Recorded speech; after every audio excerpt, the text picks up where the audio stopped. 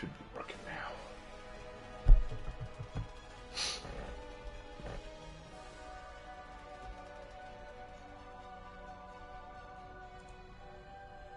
Personally, I don't think it'll be a super big deal, but you never know, you know. Yeah. I mean, I don't think it'll affect us too greatly. Probably not. I think it's just people overreacting again. People overreacting? Perish. How dare they overreact to this? I can't believe it. Anyway. Ugh. Stuffiness. Stuffiness. Well, it's just gonna be the way it is until. Oh, brother. Might need to take some. That's me. Might need to take some Alka-Seltzer or something. I don't know. I don't know. Just thought I'd ask. I just thought I'd tell you. Alright. That should have done it. Hop on over when you're ready, Lark. You would. What do I? You being who you are. You being who you bees. Indeed. Let me know once you're on. We can begin reacting to people talking to us. Indeed. Well, let's go ahead and jump into a match while we're waiting on folks to roll in. Alright then. We should be getting people about now, so hello everybody. Raven Knight here, joined by my brother Leggett Lark. We are doing one more stream before Christmas, because we will not be here to stream on this coming Friday, so we thought we'd throw one in. I'll go ahead and warn y'all now, though, I'm a little sick. I've got a very stuffy head, so if I ever sniff real hard in the video, or I cough, or sound a little stopped up, that is the reason why. It is because I'm a little ill. A little stuffy. But we'll be okay, you know. Worse things could happen. Worse things could happen. And I'm happy to be here. Happy to be playing For Honor again tonight. So let's have some fun. We're just going to have some fun tonight. And if we don't enjoy playing against other players, we'll just, pull out and go play against the bot. I really don't mind tonight. I'm just here to have a good time. Lark, what we got going on? People rolling at. Yeah, Let me adjust my mic so that people can hear you too. All right. Yeah, that's something we're going to need to do. Yeah. But yeah, you got some people like Kaden saying, hey, came in to say, I love your videos. Thank you. Appreciate that. Always happy to hear from a fan. Mm-hmm. I ended up getting, Last Skylander says, I ended up getting out of school this very day after singing a Super Mario Brothers Super Show rap at the class party. Cool. That's awesome. I know what this. Why this is a stream, Duncan. This is a stream, Duncan. You should know that. Don't you know? We do these every Friday usually, but because we won't be here this Friday, we're doing it a little early. We're getting it out of the way early. And we decided to do it today instead of Wednesday or Thursday, because Thursday we'll be getting ready to go, and Wednesday, just thought we'd start taking some time off then. This will probably be the last official upload before we get back from Christmas. I mean, I can't think of anything else we're going to release. Can you, Lord? No, nothing much to do. Well, I've still got a few more gifts to write before Christmas. So I'm probably going to be focusing on that writing. So I don't know if I'll release anything else after this stream. So yeah, I hope you guys enjoy this. Oh, yeah. Alright guys, it's time to play as the true king of Egypt. Y'all know what that means. It's Teamwa time.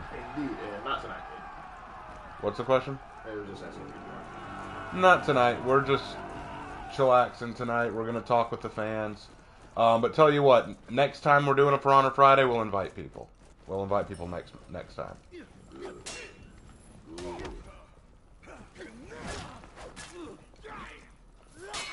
Oh, Cash Invictus just dropped $20. Hey, thanks for the $20. Really appreciate that. It says meant to send this last stream, but didn't work. Merry Christmas and God bless. Thanks, man. Merry Christmas to you too. Really appreciate that.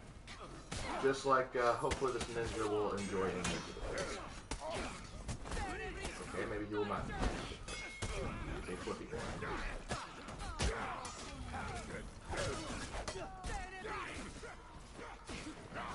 Alright. Hey, you're up to something, man. I appreciate that.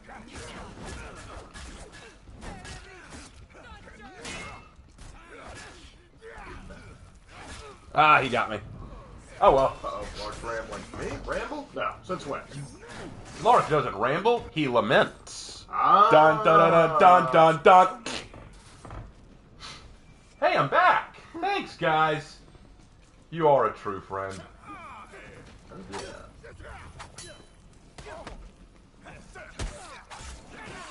Alright. Skylar Hurth says, hey, Raven, saw your selfie in Gen Chat. Not bad. Not bad, I say. Oh, you saw my face. Okay. Are you implying our faces?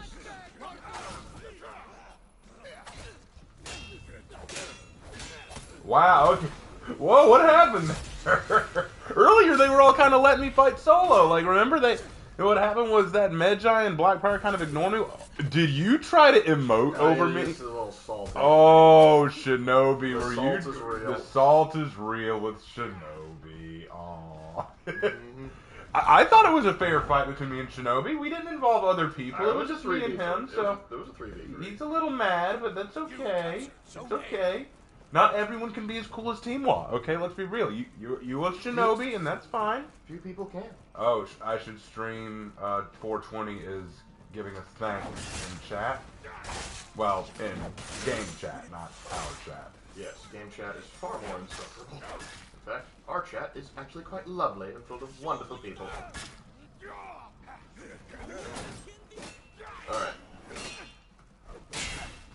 Hello, Ravenlark. How are you this chilly night? We're doing quite well, but yes, it was very chilly today, particularly since I had to run out and get your Christmas presents, and it was raining. Will you ever do a face reveal? It's in Discord, and he has done 2 videos, if I recall, maybe 3, where you've revealed your face. Well, I notice he's not saying thanks now. But, yeah, there is a picture of me in Discord somewhere. Yeah, I've said that if we reach, before the end of the month, if we reach 27.2K, I would do a live stream where I reveal my face. Or at least a recording where I show my face. Y'all gotta earn it, though. Y'all gotta get those subscriptions up there. We're close. We're less than 100 away. So try to get it all in, but try to get all those subscriptions in before, December ends. Mm-hmm. Oh, and Visual Silence says, Raven, your lore videos make a lore nerd like me happy that there are now 2 people that care about For Honor lore. And we're happy you like it. And don't be upset about enjoying some lore. We all enjoy lore. Good, man.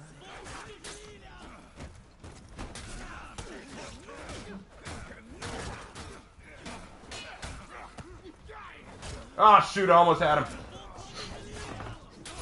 Hey, Raven and Lawrence, did you hear that a kid snuck up on the stage during Game of the Year award speech? Yes, I heard about that. During the Elden Ring speech, some kid snuck up with a flute and started playing, like, Dark Souls music or something while he was up there. I did not see it myself, but I heard about that. That is an absolute Giga Chad move. Mass respect to whoever did that. Yeah, well, Merry Christmas to you, Andrew. Merry Christmas, everybody. You lost, Zone A.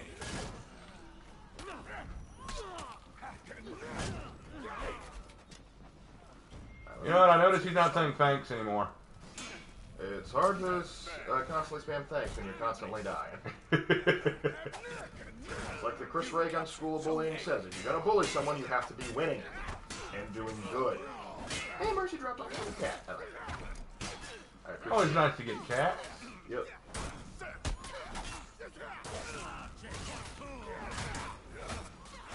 Hey, Raven, if you could choose any hero from For Honor to be a student to, who would you choose?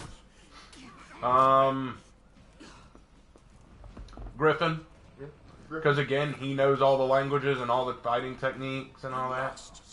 And he seems pretty chill, you know. He also can grow a pretty decent beard. Yeah, his beard is actually quite impressive. Not as good as some of the others, but still pretty decent. Raven Lark, what is your favorite Christmas present you ever got? Ooh, that's a tough one.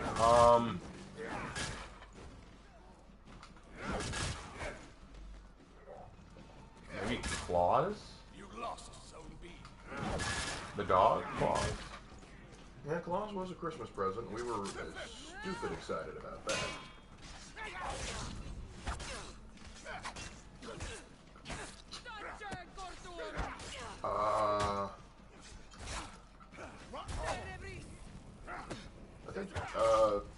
one of my Christmas presents was Mom and Dad helped pay for Teens Western now. Whoa, plague be upon me.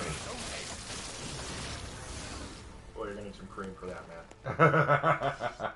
Enemy team is breaking. Oh, it's great. Speaking of which, you've been playing Elden Ring. Would you consider it Game of the Year worthy? Yeah, I would consider it definitely Game of the Year worthy. He's pretty good. He's enjoying chucking fireballs at things. Whoa, Tuesday be upon you. Thank you, Mr. What if Santa's elves were fantasy elves instead of the short dudes?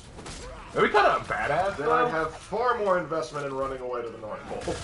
And Santa would probably look like an absolute Chad, wouldn't he? Like What a do you mean? fantasy He elf? already does look like an absolute Oh god, Chad. I fell for that one. Don't let Santa denier slander mess with you.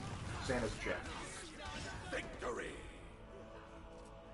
Victory for the righteous. Oh wait, he didn't say thanks anymore, guys. Do you think he's not happy? You think that didn't quite go the way he wanted? I mean, when you have a bipedal crocodile coming at you can't afford to be. When there's a bipedal crocodile about to take you out, there's very little you can do at that point.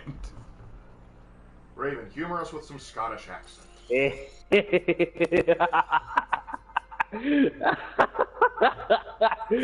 message? You're so stupid, bitch. Who? Who is? Gonna have to be a little. Got to specify that one. Yeah. 'Cause I mean, there's 8 people here. Yeah, and there's a assuming lot- you're not talking about you. we can go ahead and rule out one of those, unless you're just self-defeating. Which, why would you turn your mic on for that? Yeah, I think. I a little mean, weird. if that is the case, man, you need to talk. Everything okay? Anyway, what was the question again? I'm sorry. Oh, it wasn't. It was a request. Raven, humor us with some Scottish accent. My Scottish isn't that good, but I'll give you what I got. If you want to hear me talk like a Scot, I gotta be hearing the bagpipe music in my head. There you go, lad. There you go. I have no idea how to play bagpipes. Me neither. I don't know either. That's something I need to learn one day. I need to learn how to play the bagpipes. Let's go Black Prior. I haven't gone Black Prior in a while. That'll be fun. Yeah, fun. Why does it say Lawbringer? I'm sorry, Lawbringer. I'm stupid. Okay? Maybe that illness is messing with your brain. Yeah, my brain's all fuzzy. Oh, we've got the Tiandi and Magi from last match on our team. Oh, everyone on the enemy team quit. Why? Why are you all quitting? Why you think? Why? Because they got styled on. Oh no, well, 2 of the team from last time are on my team now. Oh. So the Tiandi and Magi from last match are on my team now. Hey Raven, would you make an Odin-themed Santa Claus story with dwarves as toy makers and reindeer the size of horses? So elk. So basically elk. Yeah, that'd be cool. As long as the dwarves dig diggy hole. Dig diggy hole, diggy hole. I could get behind that. Who is yours and your brother's main go-to character in For Honor? For me, I usually end up going either Nobushi or Black Prior. For you, Lark, you usually go Centurion or Raider, right? I have regulars. Centurion, I will use, but if I don't think I'm gonna do well and I just want to play defensively, I pull out Warlord. Yeah, you do pretty well as Warlord. Because Warlord allows me to be more reactionary. Warlord is a turtle. Yertle. Yertle the turtle. Alright. You forgot Lawbringer's name like my parents and grandparents forgot mine during Christmas one year. Oh, don't you love it when your family forgets your name? It's like, get over here, Roy. You tell me who you are. Cause, don't lie to me, because you live in this house and I'll figure out who you are. I remember when Mom once forgot my name. I remember one funny thing is you answered, this was back when home phones were still a thing. And it was we were both in high school, and you answered the phone. It was Mom, and she started talking to you, and when you responded, she thought you were Dad. And so she almost revealed what shit that he got you for Christmas. You remember that? I do, actually.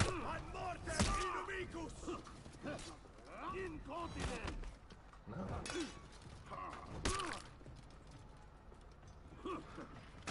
Ooh, good move.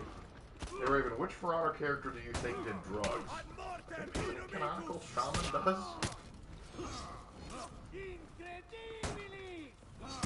You're right, it is incredible. Let's talk about it, shall we? Incredible!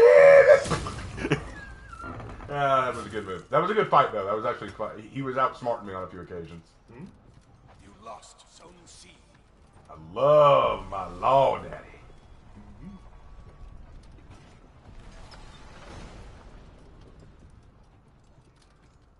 My main go-to character in For Honor has to be the Raider. Yeah, Raider's pretty good for beginners. Raider's excellent for a beginner. Or low-skill players like myself. Although a lot of people are mad now that they've nerfed him. And it doesn't bother me in the slightest. Because my strategy with Raider still works perfectly. Be so dumb they do not anticipate how dumb you actually are. I mean, hey, whatever works, right? Because they're like, oh man, he's about to faint. Nope, I'm too stupid. No, son, no. Yes, this forecast was partially cloudy with a little bit of raining lawbreakers. I fought the law and the law won. I fought the law and the law won. What do you think of those minions think? It's like the last one in line, see them just cleaving, like, you're up next, dude. Oh. Hey there, Jedi! Hey, Jedi, how you doing? Oh, good. The Duncan got his conch up to Rep 7 to get this niche wing. Great.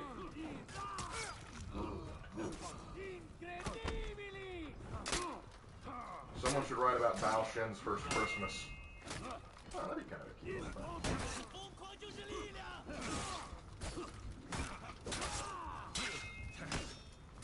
Ah! The Black Prior and their lights destroyed me. My name will always and forever be Warden. I understand that thought process. Yeah, Warden's still a G, guys. I love Warden. I love my Warden. Warden may not be the most viable, but man, I still love him. I will always say that people always say, no, Warden's totally balanced now. He has so few options when you compare him to the other Vanguards. Don't get me wrong, he can be very powerful in the hands of an expert. In the hands of a true Warden main, they can be an absolute beast. But as a general rule, Warden's pretty B tier, I would say. You have to be very smart and excellent at reads to use them effectively, and they have very little in the way of mix-ups.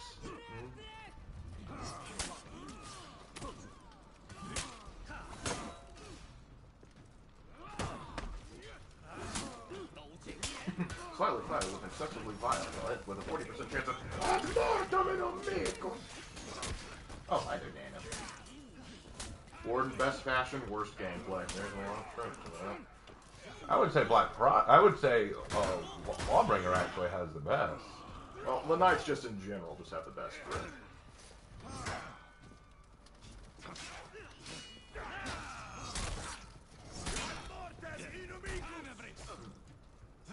For Vanguards, yeah, I would agree with you. He looks the coolest.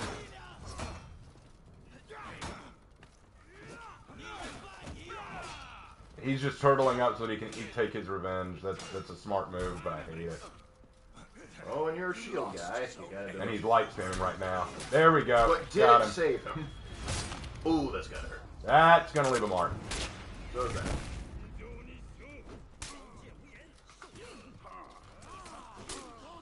How did I fall for that? I'm an idiot.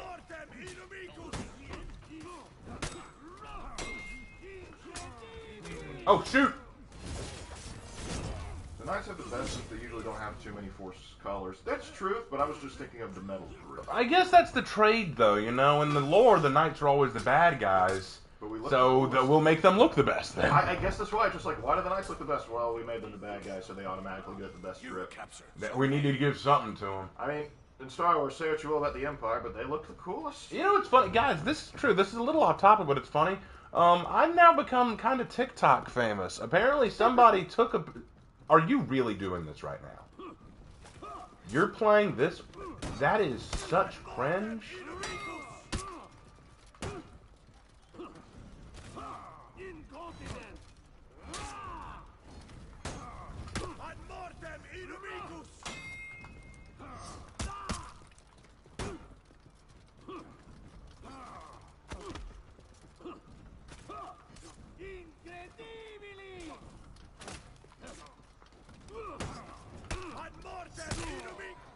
Yeah, like I said, cringe.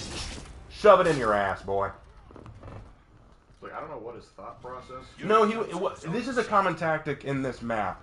What people like to do is they like to run close to the spawn zone of the enemy and hold them off and try to just fight them there, so that if they can gank there and keep killing the enemy over and over, they can continue to farm zone points and thus win the match and kind of piss off the enemy team. That's why I was like, you're really doing this right now? Yeah, well, I get the thought process, but typically you need to have at least one other person for it to be a viable strategy. Oh, hi, guys.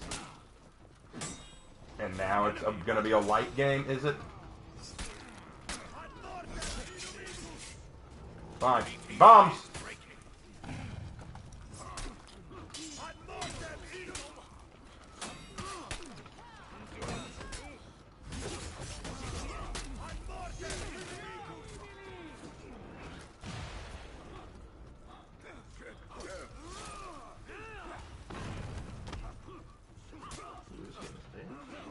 Oh yeah, there's several TikTok videos that actually like people have either used Raven's audio for, or they've mentioned him in some way. So yeah, it's kind of interesting how that works. Yep, had to ludge me. There we go. Gravity, my only weakness. How did you know? How'd I do in this match? 8 kills, 3 deaths. I'll take it. Yay, we won. Yay! Yeah, that was a rough fight. That was a rough fight. But I do kind of, even if we lost, I would have felt good about that. That guy had to come to our zone to try to be toxic. Fights me one-on-one, I still beat him. It's like, dude, why you flexing when you ain't got the muscle? I can't speak, though. I'm not that good at the game. Oh, yeah, they want to know more about the TikTok vids. Oh, okay, so basically, you remember my Blackbriar sermon video? Apparently some people took the final portion of that and were using it for their Blackbriar montage videos. To try to look cool. And I didn't mind it. It was kind of neat. I think I saw maybe 2 or 3 videos that had that. So it's not like I'm super famous or anything. But if you look like if you look up on TikTok new BP sound or something like that, you should find it. You should find a few videos with it, and it'll have my speech ending with a sort of hip hop song. And it's cool. It's definitely cool. I just wish that they made reference to me in the link, because some people are saying, "Oh man, that's such a cool voice you do." I wish that they'd say like, well, some did. Some did. I think there was only one video that didn't quite play out. Ah, okay. Most of them in the description like, "Hey, credit to," or and I saw in one where the comments like, "Hey, well, like, where'd you get this?" It's like, credit goes to Raven Knight. Good. So yeah, but there is some credit being given. Good. But here's the thing, though. TikTok is owned by China. Ah. So that means on at least a certain level, the Chinese Communist government is aware of your existence. Hey. So it is with great joy I inform you about Tiananmen Square in 1989. I couldn't help myself. I always have so much fun with that. Yep, and Tank Man. Tank Man. Homeless Man. Thank you, Daniel G. Daniel G. What Daniel G said? He was just saying, what can I say? I got the info. There you go. Oh, I'm in. Okay. Wait, so the Wu Lin owned TikTok in a cosmic sense? Sort of sense, yes. All right, I'm going to A to take that. Oh gosh, I wonder what Nusha's TikTok looks like. Nusha has an OnlyFans. Let's be real. Probably. let's also be real. Zanhu's TikTok probably just involves him setting himself on fire accidentally multiple times. His TikTok. We forgot about the room.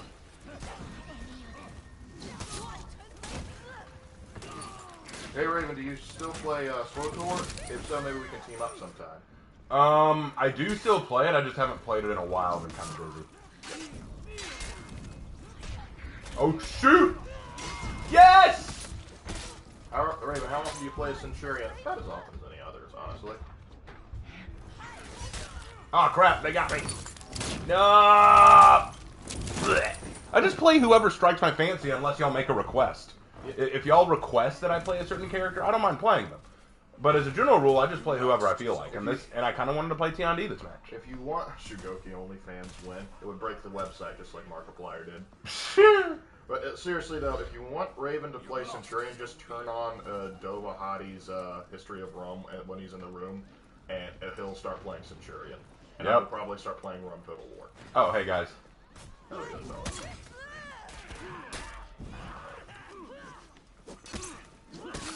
Yeah, Jung Jun would use Facebook because he's a boomer. Probably right. Start running now. Raider don't need an OnlyFans since he's already half naked. I feel like Raider would be. I love how they all run away now. It's like, oh, we're real tough when we can get you one-on-one. Yep. But yeah, Raider would probably be one of those like workout not OnlyFans, one of those workout TikTok or influencers or whatever, and where he promises he doesn't use steroids, and then he does. Crap! I forgot about his hyper armor. We sure you want me to rework? He did really well there. Oh, my hat's off to him, and the rest of my head. Yeah, Nusha, get him, Nusha! Oh no, I back up. Yeah, backup's about to finish that fight. Come on, let me back Would in. Raven be willing to explain Centurion and Gladiator's lore on how they came to Heathmore? I really can't find the Roman. They never really explained how they showed up. They just said, hey, they're here now. Deal with it.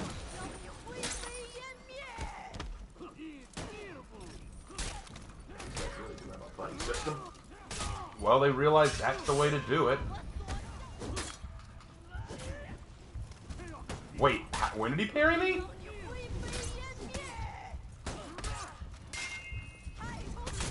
Crap! Well, we know at least they're Okay, so their game plan is now a buddy system. They fight in twos now. Yeah, they're following the Penguin Credo. Never swim alone. Yep. The only way to beat it is to do our own buddy system. Merry Christmas, Raptor. Merry Christmas, Raptor. Merry Christmas, everybody who's here. I doubt I'm going to get a super large audience tonight, but I'm glad that anybody shows up at all. Yep. Aaron, what's the name of the 3 capitals of Heathmore? The place is on the corner of the map. I want to make some more. I don't remember. I'll need to look them up. Ow, ow, ow.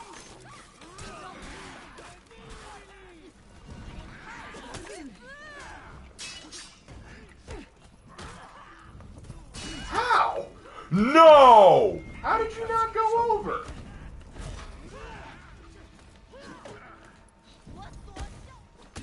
That is nonsense. Something happened there. That was crazy.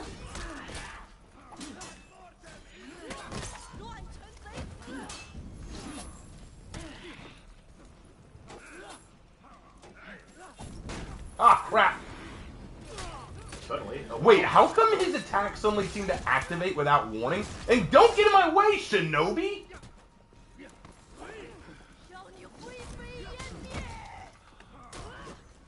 It's Merry Christmas, Duncan. Penguin Credo became standard practice the moment some people became capable of hashing gankers in 3v1s and 4v1s.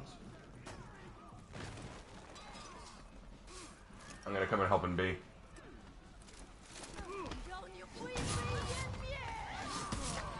Oh, that feels good. That feels good. He said thanks to me. You're welcome, man. I'm always glad to help you out, especially when you've been ganking me this whole fight.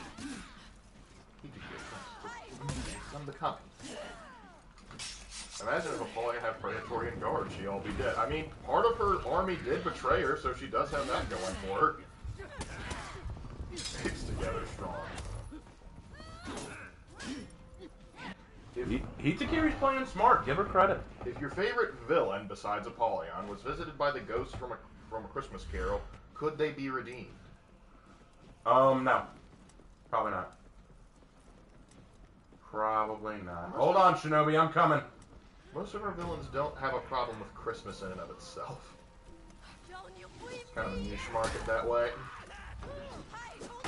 Oh, crap!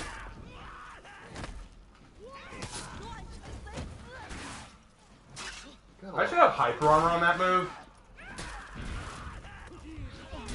Wow, guys, come on! It takes all 3 of you to kill me? You capture. Y'all are mad, and I don't know why. Who won in an arm wrestling match, Raider or Warden? Raider, probably. He's just showing off those pecs all the time. Yeah, there is probably something. Man, that's some anger.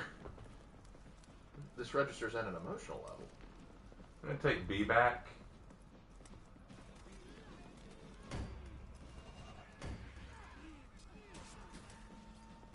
I'm just sensing a lot of anger from the enemy team right now. Yeah, there might be a bit of that. You lost Zone A. I feel you, Justice.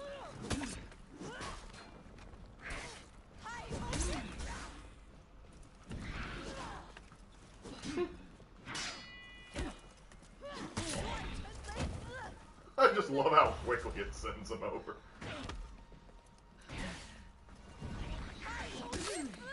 Come on, you should have seen that one coming. You captured Zone A.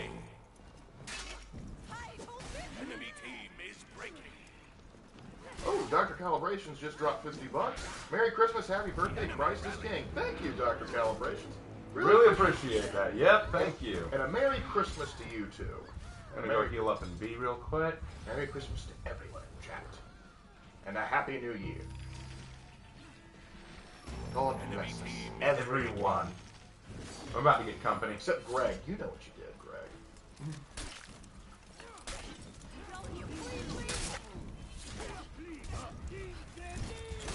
Crap.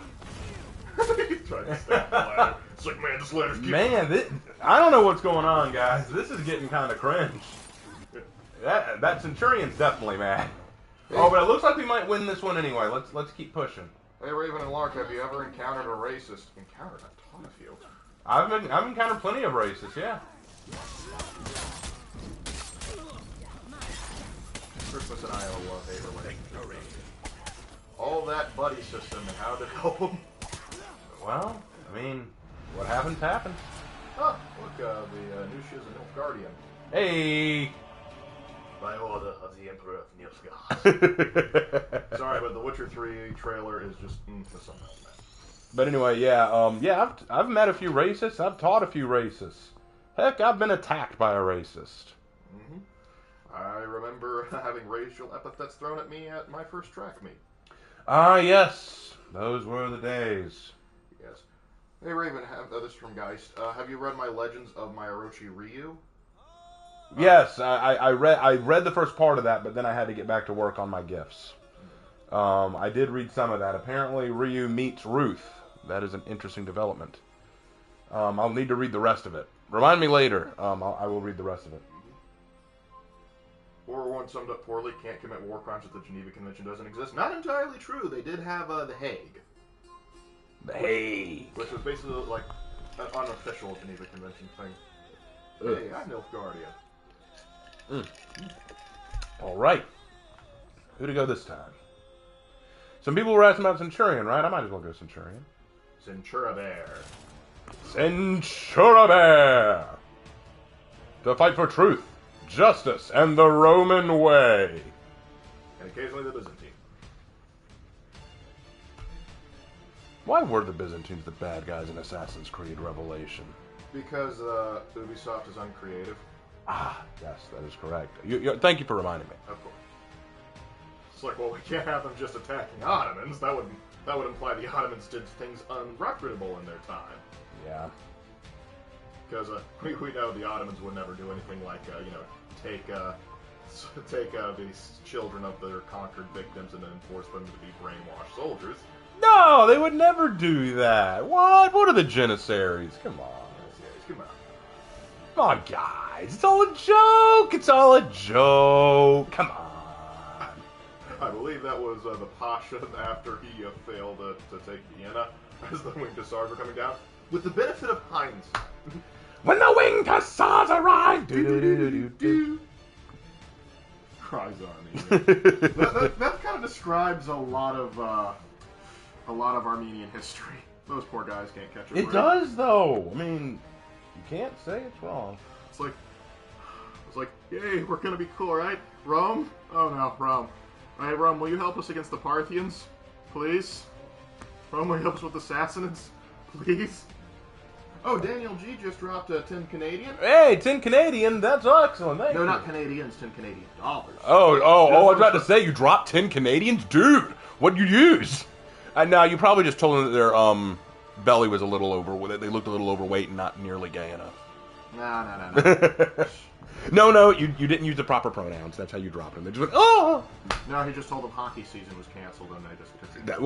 That wouldn't drop them. They just go brain I'm dead. gonna stop talking now because they're gonna burn our White House down again. Actually, on second thought, On second thought, for go it, Canada. go ahead. Canada, some people don't believe you did it. You gotta prove us you can do it again. Canada. Everyone makes fun of you. Be the Canada that. Be the Canada that James Madison thinks you are. Yeah. Burn down his house. Now, anyway, he says Canada in World War I. Geneva Convention sounds like Chet was. Yes, despite how much we make fun of Canada, when they go to war, all niceties drop. And I have a theory why. The hockey games are canceled now, and they know they are sitting in a shrimp in Ypres because some German guy just had to get up it. No, I'll tell you what it is. Canadians, secretly, deep down, have a loathing for their government, have a loathing for their leader, have a loathing for everything about being Canadian. They hate what they are. So when they get the chance to play hockey, they can unleash that loathing upon each other. But when the hockey games are no longer a thing because of war, they can unleash that fury upon others. Yeah, exactly. Like the last example of that was like for a while. I'm not sure. I think it might have been broken recently, but like the longest kill streak, like the longest sniper shot, was from a Canadian marksman that actually got a confirmed kill. On top of that, in like the 1990s in the Balkan crisis, the Canadians like sent a small regiment that just stacked bodies nonstop, and were just too polite to tell anybody. Little known fact: the Canadian once fired another Canadian out of a cannon just because that Canadian that he fired just wanted to get closer to the enemy so he could club him with a shovel. Yep. And everyone now is listening like, do you have something against Canadians? Not at all. Well, Canadians can be absolute units when they want to be, but a certain man whose name rhymes with Justin Trudeau won't let it happen. I didn't want to say his name, actually. Of course. New hero, a Canadian. Probably a Viking. He'd be very polite in all of his dialogue. Just every time he hits you, sorry, hey, didn't mean to do that. Didn't mean to do that, eh? As he's executing you, I am a little upset. Oh, I'm sorry I had to do that, eh? Tell you what, next time I'll let you get a free hit. One execute. And what? I must go now. My planet needs me. But that's just a theory. A Canadian theory. Thanks for watching. Also, Canadians in the audience, correct me if I'm wrong, but aren't you guys like still naming lakes after fallen Canadian heroes from World War I? I heard somewhere that was a thing that was going on. Wolverine's not too far from reality. Yeah, keep in mind, Deadpool's also Canadian. Because he had to be the perfect counter to Deathstroke. Now we know where all the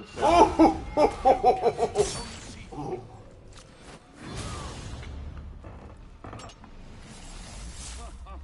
Oh gosh. Another one quit! How many of them are gonna quit? They're down to like 2 players now! Stop it! Stop leaving! There's only one, I think it's only one guy. They all saw that Rome was coming and said, no! Get out! That's so awesome! It's so stupid. Oh, I love it. Thought it was Haiti. Honestly, considering the propensity for fire, salamanders, maybe there'd be some lions. There's that. Who knows? Salamanders do get around. Oh crap. What, we got a bot? Bot, haven't seen you in a while.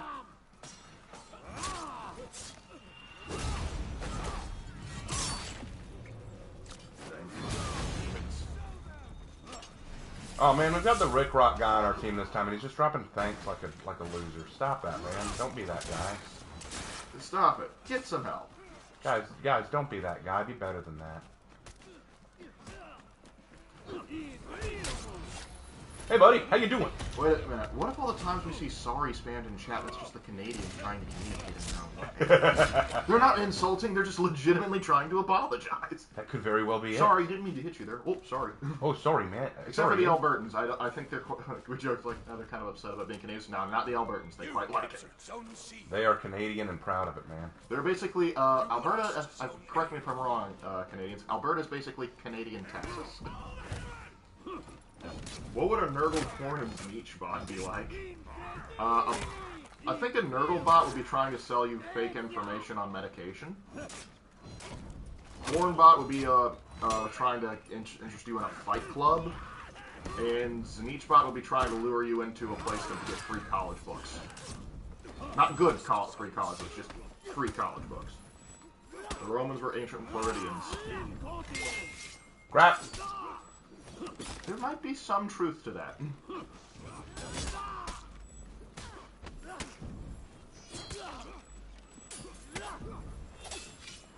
Hey, Lark Raven, any interesting facts? We've got lots of interesting facts. Could you narrow it down to as topic? Is it like topic, period, history, what have we got? I mean, I have 3 very crucial facts. I have been informed by... Oh, no, to quote, Spy Family Abridged. You are about to hear 3 very crucial facts. 1, I spent all my money on groceries. 2, I am that girl's mother. And 3, you are about to see the face of God and the taint of Satan! I believe those were the exact, like that last one was the exact words the Romans told Capua before they burned the city to the ground. I believe that. Free college books, sign me up. Those things are, yeah, they are expensive. That's one thing I did hate about college. Anytime I like had a... Oh crap, I'm dead. I'm dead. I'm dead. Thank you. Could you not bring my head like a gong, please? Now, where were we? Oh no.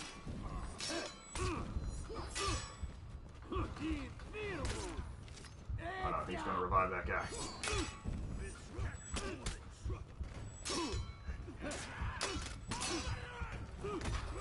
Yes!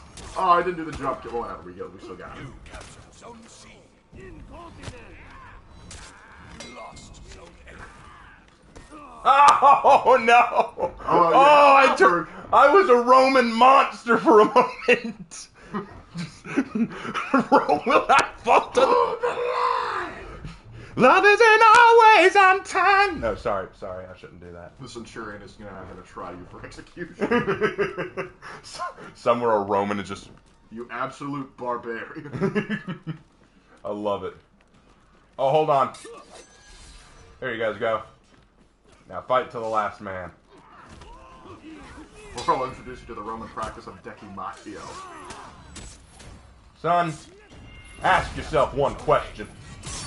Were you ready for Rome? To which the Carthaginians can go, no. We can honestly say no, we were not. Who would run an arm wrestling match? How did I do this? Just roll, don't question it, just go with it. Oh man, that I'm scared. I should not be doing well with Centurion. I'm terrible with Centurion. Yeah. After he had a knife around moment. That was... Ooh! What? Jedi Knight just said, hey Ma, all my sisters just converted to Christianity. That's awesome. Hey! That's Welcome them into the fold. excellent! They're not only now just your biological sisters, they are now your sisters in Christ. Valkyrie, hold on, sis. Hold on. Oh, shoot. Congratulations, Jedi Knight. Hey, now they're going to have a lot of questions. Make sure you're there to help them out or at least provide some resources for them. I didn't know Turkeys ran the Ottoman Empire. Actually, it's a fun, like, you asked for facts, here's one. It's a little bit of a thing. Like, the Turks were around... Oh, good light parry. Before we called the bird turkey. What happened was we were, like, as we were bringing the birds over to Europe and Africa and Asia, the ship they were arriving on looked like Turkish ships, and so they referred to the bird as a turkey bird. And eventually they just dropped the bird and just called it turkey. So really the question should be, why are there Ottoman birds running around in North America? I cannot take credit for that victory over the Orochi. He was light parrying me and deflecting me in an excellent way, so I was saved that time. I will not take credit for that victory. Oh, you coming with me, Kensei? Come along. Join me. She believes you will lead her to tater tots. The tater tots lie this way. I like it. She's like, I'm following you. Well, looks like you don't want to go down there. I did some shit down there I can't talk about legally. That was a good match. That was a very good match. Wouldn't they be the brides of Christ, if I remember correctly? The church is the bride of Christ. The church is the bride of Christ, and the Bible calls the groom and the bride. The groom is Jesus. The church is the bride. And Brother Lorcath, I bet you didn't even know you were married. What would a Canadian hero look like? I imagine a guy in a World War I outfit bashing a German guy in with a rifle. Yes. Ugh. Are you telling me a Spartan fried this rice? Yes, I am. No. He got his Perioli toy to do it for him. Oh no, sounds like trouble in paradise there. Trouble in paradise. Oh, you hate to see it. I do hate to see it, but we see it nonetheless. What does that tell you? Time to let go? Nice. That's what I would have done. All right, so let's do someone else's time. Let's go. When was the last time I've gone Raider? I have not gone Raider in such a long time. Let's go Raider. Yeah. No, legit. I can't remember the last time I've touched my Raider. Yep. I'm married, but I haven't even found a wife yet. It's like, but I'm not married. You are now to America. America. Yeah, it's a good song. All right, we are up against a Highlander, a Raider, an Automusha, and a Valkyrie. Hey, Raven, what was the biggest YOLO in history?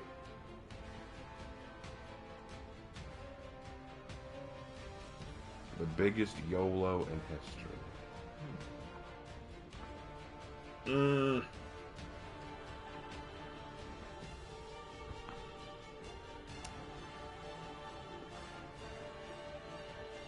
Probably I would say maybe when Hannibal tried to cross the Alps.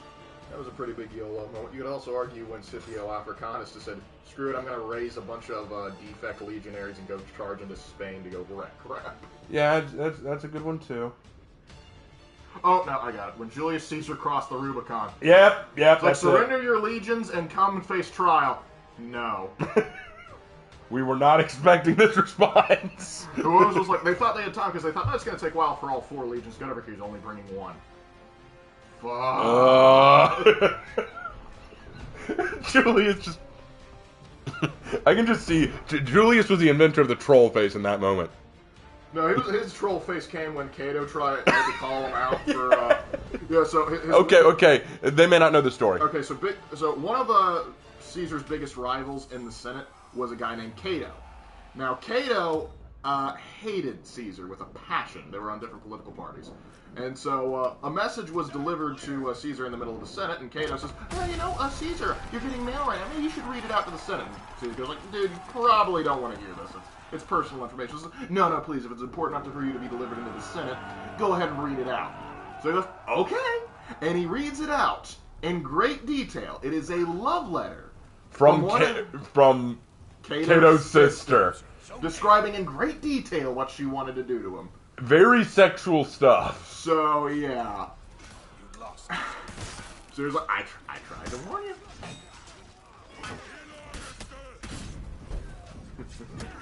Custer, I'm not giving Custer any credit. He deserves very little credit. He was a brash and albeit brave general, but he was kind of a moron.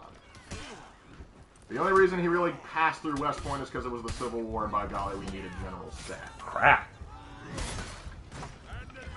We've got the good fight people now. What's a historical figure that had main character syndrome? Case in point, Custard. Custard, yeah. Oh, and the Metro King just dropped $5. Hey, always happy for that. Hey, Raven, do you want a musket for home defense just as the Founding Fathers intended? I don't own a musket, but I have various swords. Yeah, swords! Okay, so in our apartment, my room is closer to the door, and Lark used to say, they better pray that, like, when they enter, they face Raven, and they better pray he's quick. Well, the joke is, if they you will. The joke isn't you would make it quick. You would make it slow because you have the blade. I have a gun ready to go. And I do have a gun. It's just I just have my swords right next to my bed. So. Well, you have a sword because you want to play with your food. I have hollow points because I enjoy cleaning up blood out of the carpet. Yeah, and along with that one just dropped $10, and so given what we've seen so far, what do you two think we'll be getting for the next hero? Given what we've seen now. All right. I still think we're on sword and shield, still a sort of Arabic hero. Yeah, I'm still leaning on that. I'm leaning on an Arabic hero, maybe a Mameluke, or probably some kind of Salahadin ripoff, maybe a Saracen. Momentary annoyance at missionary shenanigans aside, have ever read Machiavelli's book on warfare? Because most of the morons who quote his most famous book haven't even read the stupid thing. Yeah, most people don't know the first thing about Machiavelli. A lot of people who quote philosophers typically don't read the greater context of their work. Sad. Cavalry here and For Honor, how cool would that be? You couldn't have like a cavalry here, you'd have to have a cavalry mode. Honestly, you can make it. That'd be really cool. Who had accidental success? Christopher Columbus. Christopher Columbus would be the ultimate example of accidental success. He never realized the gravity of what he had accomplished.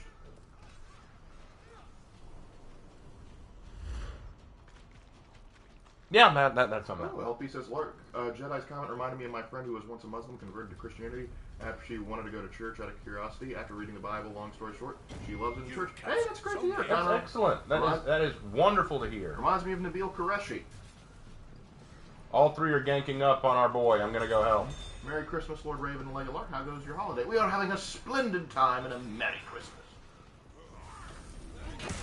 Yeah, you could have cavalry in all modes, I agree, but like a specific mode dedicated to cavalry would be sweet. Hey, can I get a link to the Discord server? Yeah, hold on. I'm going to pick you up, brother. I'm going to pick you up, brother. Hold on. Hold on, brother. Ah, damn it, I'm sorry.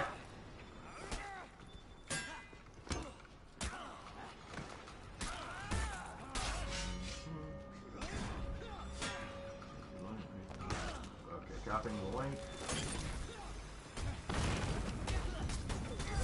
Damn it. Ah, there we go. Oh well, Armusha got me that time. Who would win in a wrestling match, Raider or Shugoki? Probably Shugo. Yeah, because like he's got the weight advantage. he's got the weight advantage, and also he's a trained sumo guy, so he already has some disciplinary thing and a specialized ring style of fighting. Plus, I just can't see Raider fighting fair either. That is true. But then again, Raider canonically, thanks to that execution, he could lift up Shugoki and then slam him over his knee. But I have to feel like if he did that too many times, he'd have to get that knee replaced. How do you still have so much health after a hammer slam? That is an excellent question. Hey, Raven and Mark, have you ever heard of the Pig War of Vancouver Island? Yes, we have. We've seen the oversimplified of it, and let me tell you, that's some great history. I love oversimplified. You lost Zone C.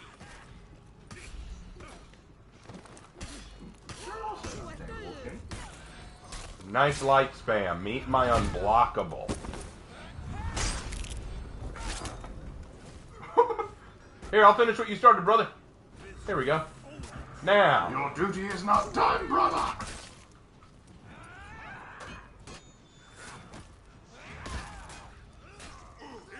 And up on Vlad. Raven, what is your opinion on sights on the battlefield? I'm not a big fan unless they're a glaive. A glaive is fine, but most sides I would not carry into battle. It depends on like what type of sights we're talking about too, because like keep in mind, typically when sights were used in combat, they were peasant weapons that they would take sides and they would modify them to become basically spears. We're probably not going to win this one, but I'm going to give it my absolute best.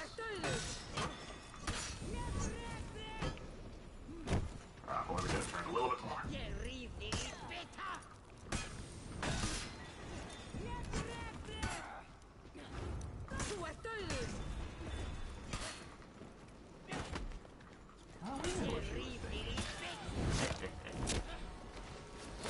Ooh, it's over mine. That's going to leave a mark. Art sides, gardening tools, farming equipment more than it. Oh, Good lord. stop it! Leave Bridget. me alone! We have places we need to go. Raider has holiday shopping to do. Which holiday gift giver is the coolest? You like Santa? I don't know what that means. Santa's pretty baller. Oh crap! Thank you and catch. Hey man, yep. Fine. You wanna light spam?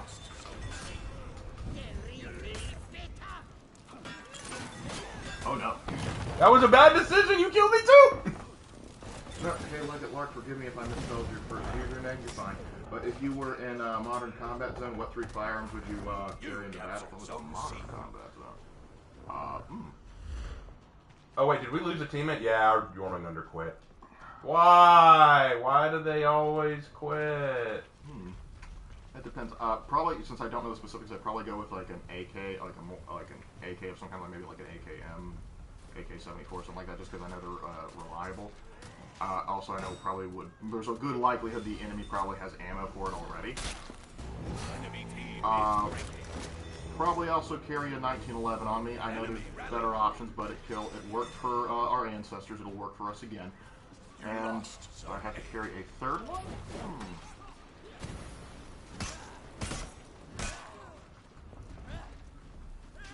That's a good question.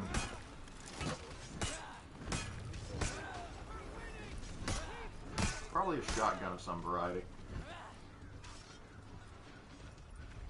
Alright, we go to A. I just like to imagine there's a memorial to the pig. Yeah. What did I miss? You missed a few matches, but other than that, you're doing alright.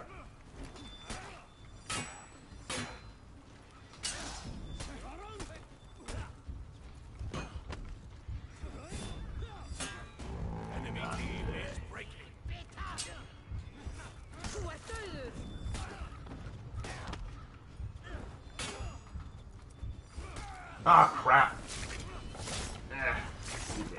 I've never been good at fighting Aramushes. I'm just not. I just can never read them very well, and they always seem to counter any of my counters. Like, it's like, I'll dodge then go for a light, but then instantly they go into their all-guard response, and it's like, dang it. Alright, nab it, Bobby. Can't go wrong with a good old pump action war crime. Yep, and also I pump action shotgun, so I kind of... That helps too. That does help too. I'm gonna go to A, try to turn this thing around before we lose. Probably will anyway, but it's fine. I'm gonna try. Lord knows that I'm trying. Capture Zone A. Ooh! Our Yorm bot's holding his own. Enemy rally. Give it up, buddy. Enemy team is breaking.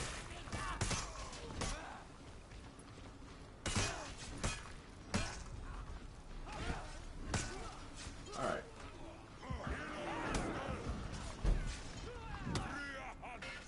Hey Raven, since most people complain about wanting another Viking, what hero would you create to appease the masses?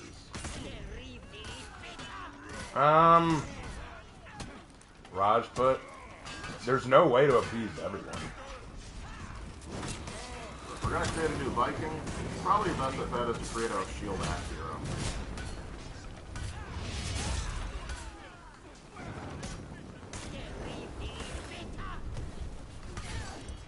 I may have died, but I took the Highlander with me. Don't worry, she's going to Valhalla.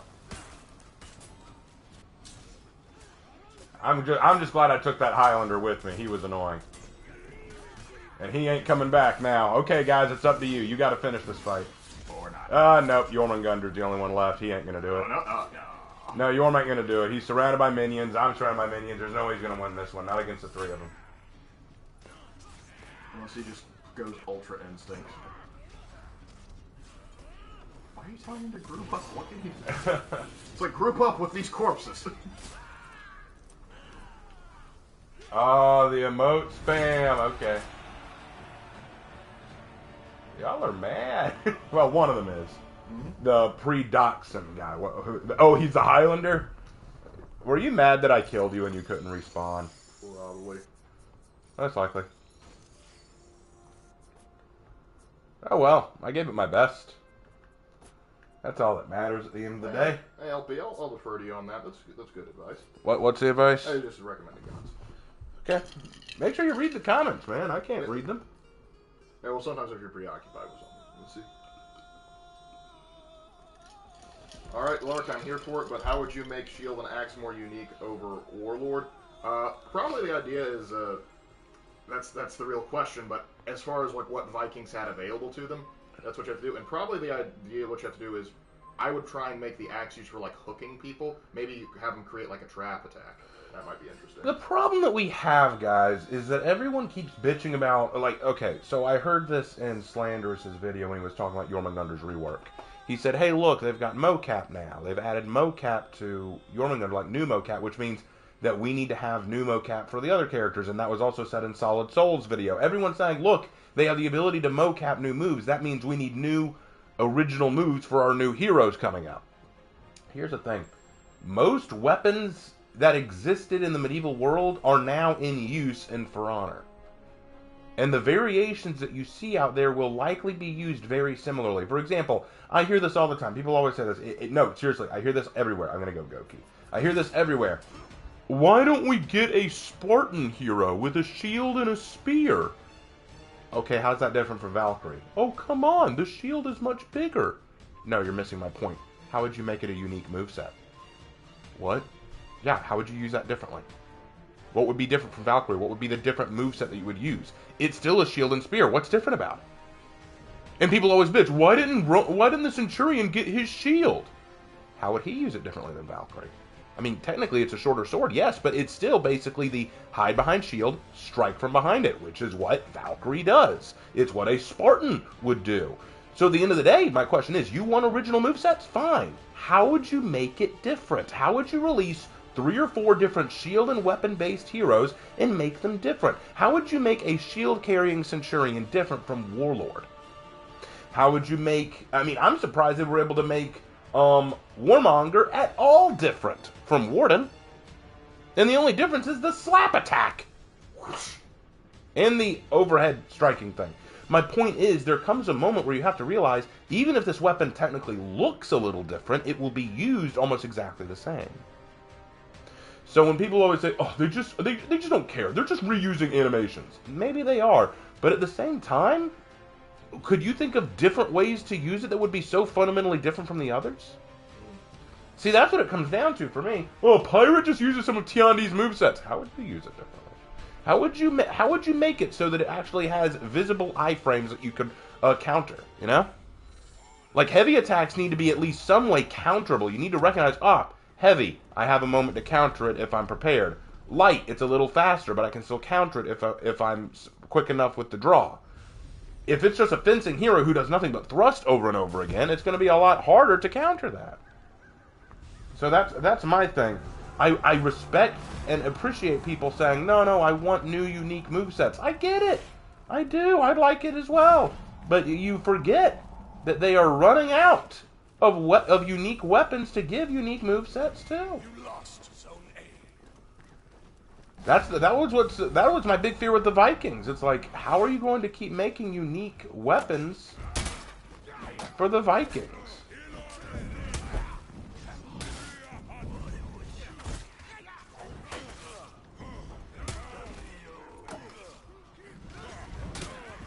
What is the weirdest mythology story you've ever heard? Crap.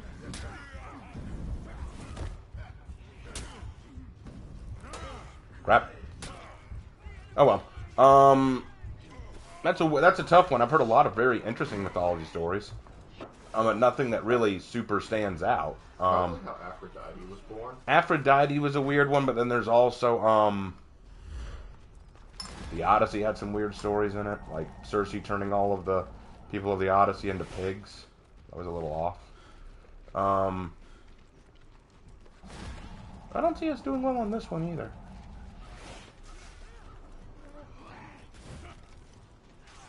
I mean, I'm going to try, don't get me wrong, but I just have a bad feeling. Well, it's also Forge, so... Yeah, I've never liked this map. It's always been bad. I know that they updated it a little bit, but I still don't like it.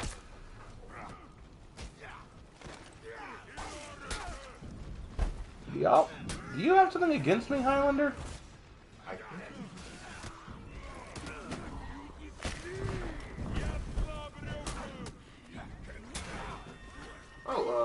Dell Expert said, Merry Christmas, Raven. Hope you two enjoy your holiday. Now my question. Crap! Since you told us your favorite Space Marine chapter, I was wondering what Xeno faction, if any at all, did you enjoy? Sorry for interrupting the last question. That's alright, dude. Thanks for the $20. Thanks for the $20. That means a lot. Yeah. In terms of Xeno factions, I don't really have a favorite. I guess the orcs are entertaining. The orcs are entertaining. There's no question there. I like the Necrons. Necrons are pretty cool. Yeah. Robo-Egyptians. How could you not like it?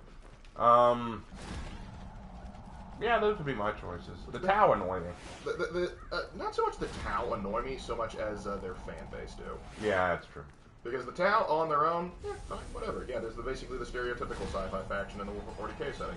But the endless legions of fans who, I guess you could argue they kind of like, it's a backlash reaction to the people calling them communists.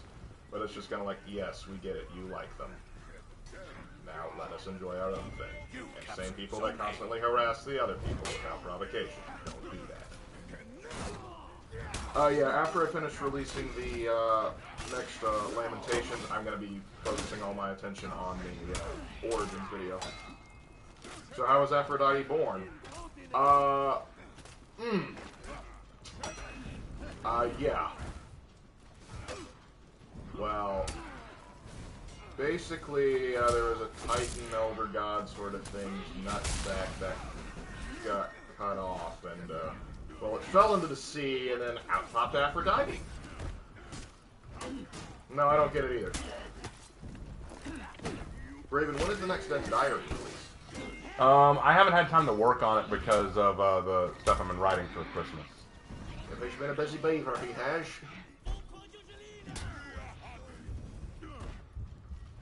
Eldar are my personal favorite. There's something about space elves that speaks to me. Understandable.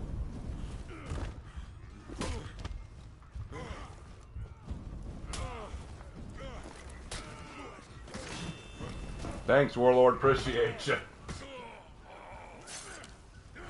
Oh, he's trying to go Santa Land. Yeah, he was going Santa Lander, and I can respect that. Hey, Raven Lark, which are your favorite prophets of the Bible? Probably Elijah. I'm a fan of Samuel, but yeah, Elijah's up. Elijah, definitely.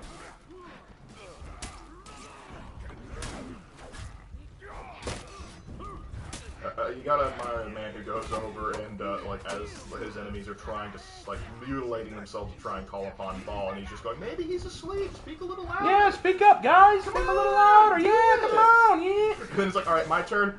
Cracks bones. Pour water on it. Make it harder for me. No, pour more water. More water. Yeah, y'all haven't heard that story, I'm sure. It's a different one. So there was a time when Israel was ruled by a very wicked king named Ahab. Ahab. That's right, Ahab, and his wife Jezebel. Jezebel.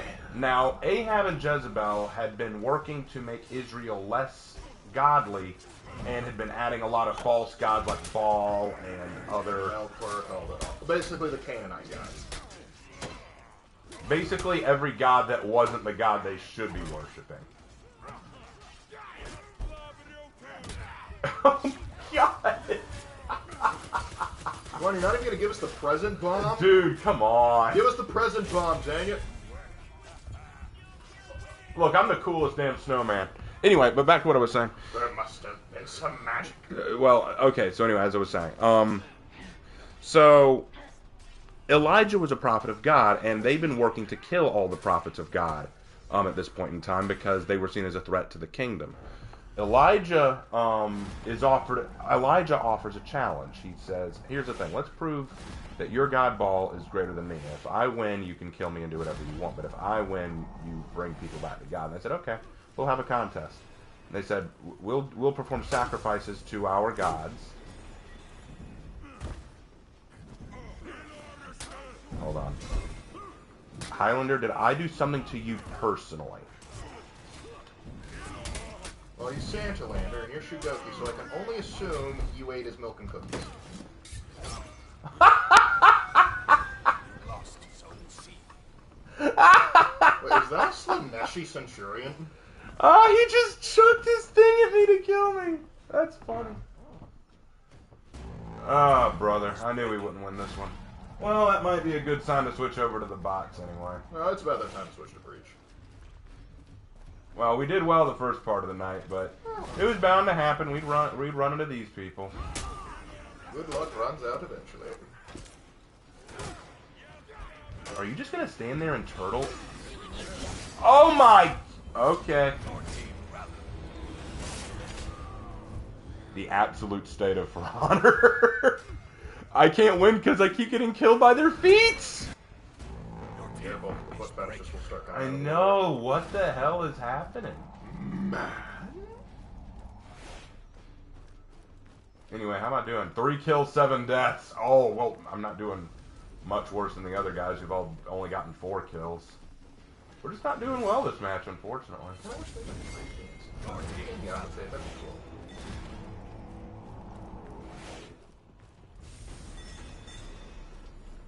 You're all just gonna sit in A? Oh, wait, no. Probably. That's sure bear's coming.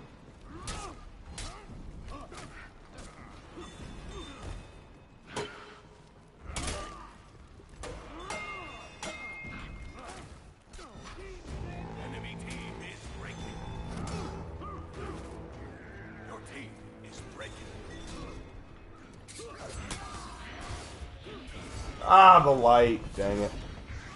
Oh, well. Anyway, continue with the Elijah versus Ahab. So, what they decided to do was they have a sacrifice contest. Whoever's God would answer the sacrifice wins the contest. Elijah let them go first. So they gathered together all the prophets of Baal, and they set up a huge altar, put their cow on it, and the thing is they can't burn it. The God has to come down and burn it for them. So he said. So Elijah kind of kicks back and waits, and they start praying, they start chanting, they start singing, they start dancing, they do everything they can to get Baal's attention. Nothing's happening. So Elijah starts taunting them like, "Oh, sing louder! He might be in the bathroom." You know? Like, "Oh, he could be asleep. Better be a little louder." And the prophets of Baal are getting so angry, like, "Oh, we gotta do loud. We gotta go louder." And so they're getting really, really bitter. They're even hacking each other up and killing each other, thinking if we just kill ourselves and that'll get Baal's attention. Come on, kill, do everything you can to get Baal's attention, right? Okay. Finally, nothing works, and so it's clear that Baal isn't going to light the sacrifice. But they're thinking, all right, Elijah, your turn, you go up.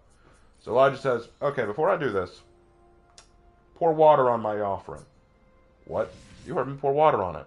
It won't light if it's wet. Put water on it. So they dump water on it. What now? More water.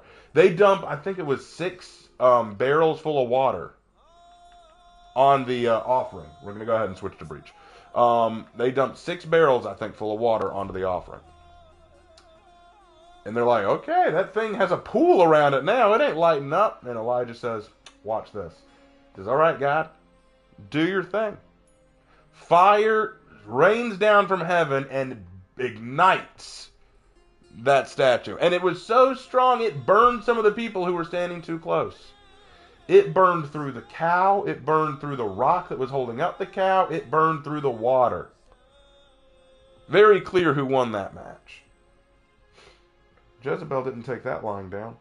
She chased Elijah out of the kingdom. She swore that she'd kill him for his actions.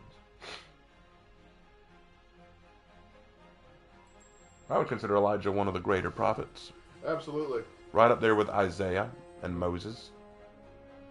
Although Moses wasn't as much a prophet as he was a deliverer. Yeah, well, he still talked with a big man, so he gets it. Oh, we're in a match. Do you believe that? Do we believe that mythological gods were demons? I think for some of them, you could certainly make that case. In some cases, yeah, I could buy that. Definitely in some cases. What would each of For Honor's heroes' reaction be to Santa? I can't go through all of them, and I guess we could go do faction. The knights would be... Well, actually, Santa wasn't even a concept to any of them when they were first... I guess... They'd know who St. Nicholas was, though. Maybe the knights would. Let's go... I don't know who to go. Let's go Kyoshin. Just for fun. Well, anyway, it is now that wonderful time of night where we start taking questions. So, if y'all have any questions or rant topic stuff you want me to ramble and rant about, let me know. I will be happy to ramble and rant. So, send me your stuff. I'm always happy to do it. Alright. My Lord Sir Raven and Brother Raven, hey there. If any of your worldviews, if any, what worldviews that Apollyon holds do you agree with? What, and also may you behold a very Merry Christmas. Oh, well, Merry Christmas to you, Amir Godfather. Merry Christmas. And as for your question, which of her ideals do I believe in? To be perfectly honest, I actually agree with most of them. I think that Apollyon's right. That mankind's natural inclination is combat. Now, I don't think war necessarily is man's natural inclination. I think conflict, competition, battle, I think that is natural. I mean, let's face it, guys. We love games, right? And what do most of our games involve but competition with someone else? Not always violent, no, but quite often in an attempt to prove who is stronger, who's better, who's smarter. We are constantly in competition with one another. In our ancient days, it was for land, resources, and mates.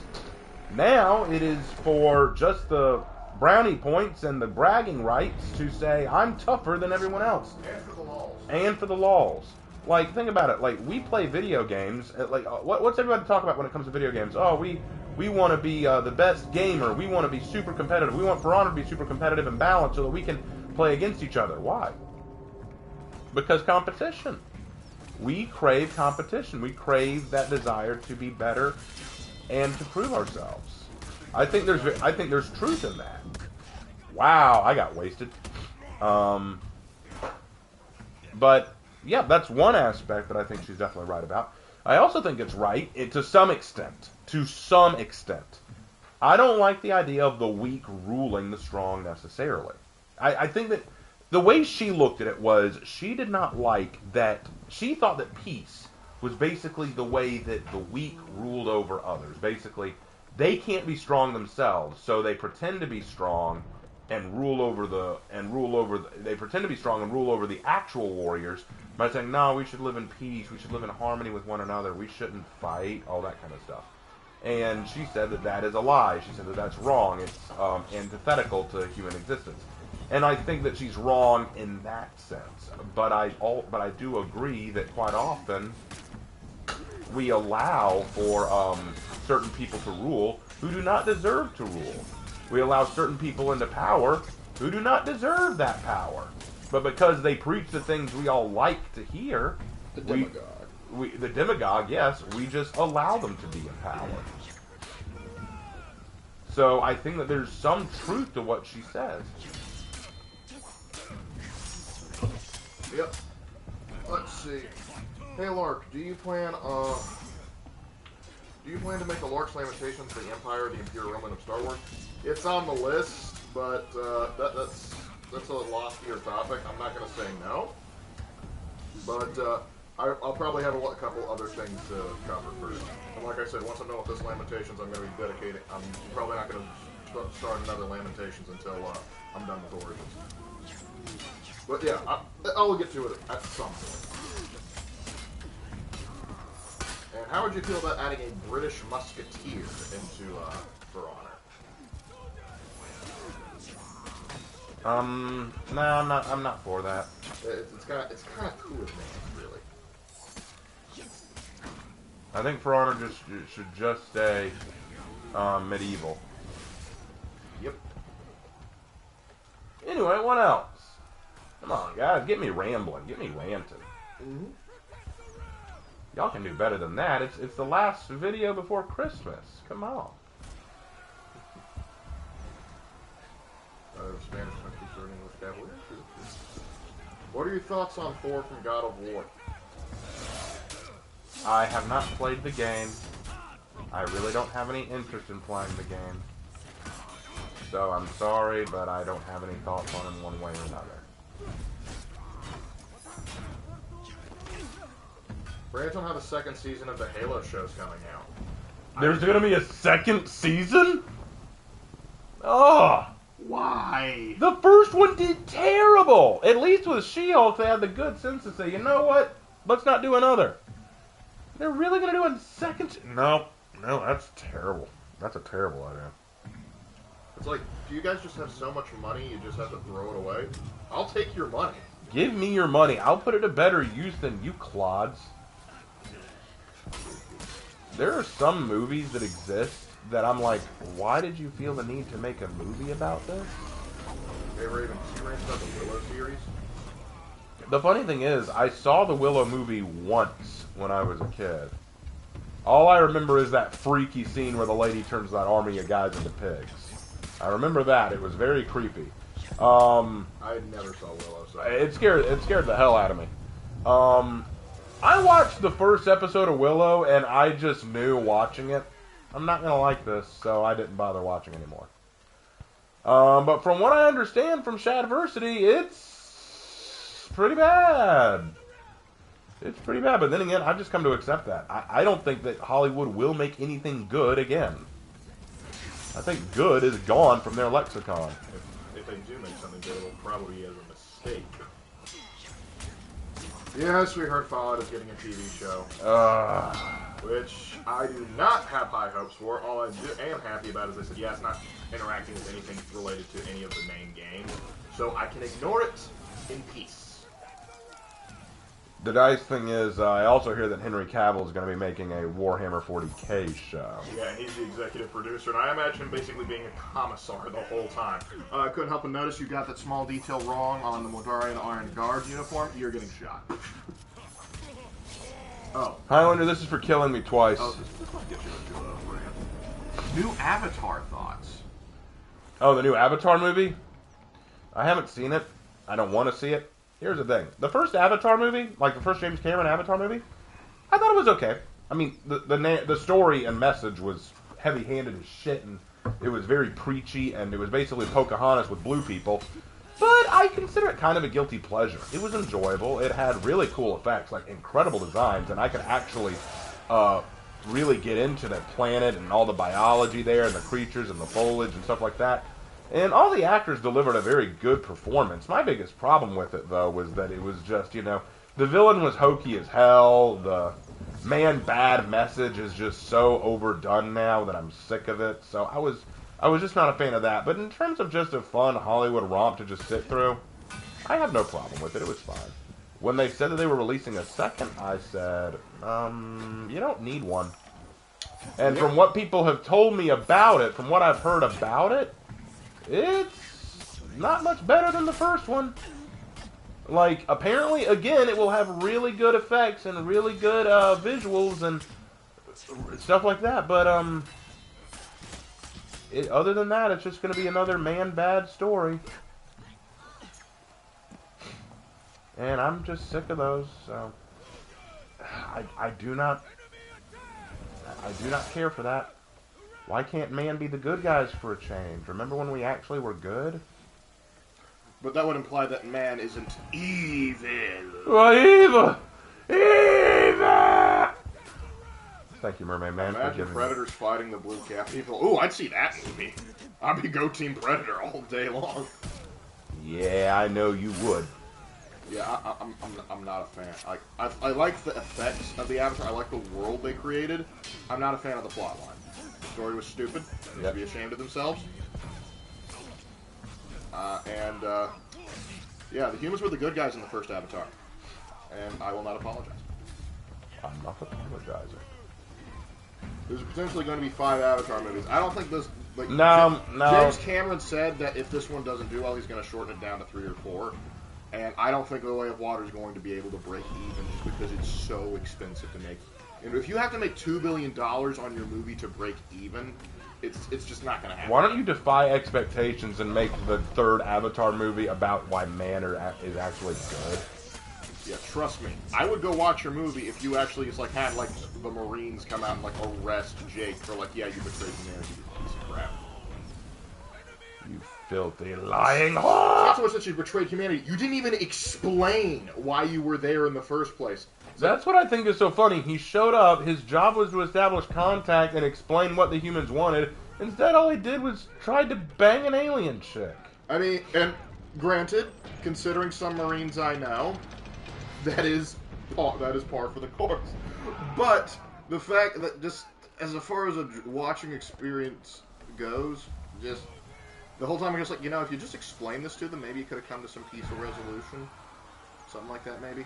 Maybe, but that's expecting a lot, I'm afraid. Yeah, the thing is, James Cameron's never been great at writing scripts. He's always been more of an experienced creator. And the thing is, everything I want out of Avatar, I can get from the Disney ride, because that's phenomenal. That's just the effects, just the enjoyment, just the experience. But the problem is, if I watch Avatar, particularly with the new one, it's just going to be, hey, did you know you, being a man, are evil, and you need to give me, James Cameron, all your money, and all these other groups all your money, and that will fix the problem. Because, we've thrown money at it for the past, 30, 40 years, and nothing seems to have changed. We're always ringing the alarm. But this time, if you give me money, that'll fix the issue. You know what I find funny? Everyone was they were hoping I'd rant about that. You kind of went on that rant, bro. Well, they've been asking for a rant from me fast like it once, like 2 months ago. So yeah, there it is, belated. You got Lark's rant. There we go. Yeah, the Avatar is one of those things. Like the more I think about it, the angrier I get. The angry I get. I heard that Henry Cavill is going to be Constantine Baldor in the new 40K show. Baller. Please stop hitting me.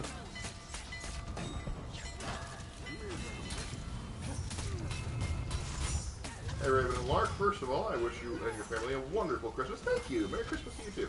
Second, was there any evil demigods? Sorry if I spam. Oh yeah, plenty. Any evil demigods? But you could consider plenty of demigods evil. Also, like, because you find the Greeks didn't have the same moral compass that we have now. You could consider Hercules had some evil moments. Yeah, definitely.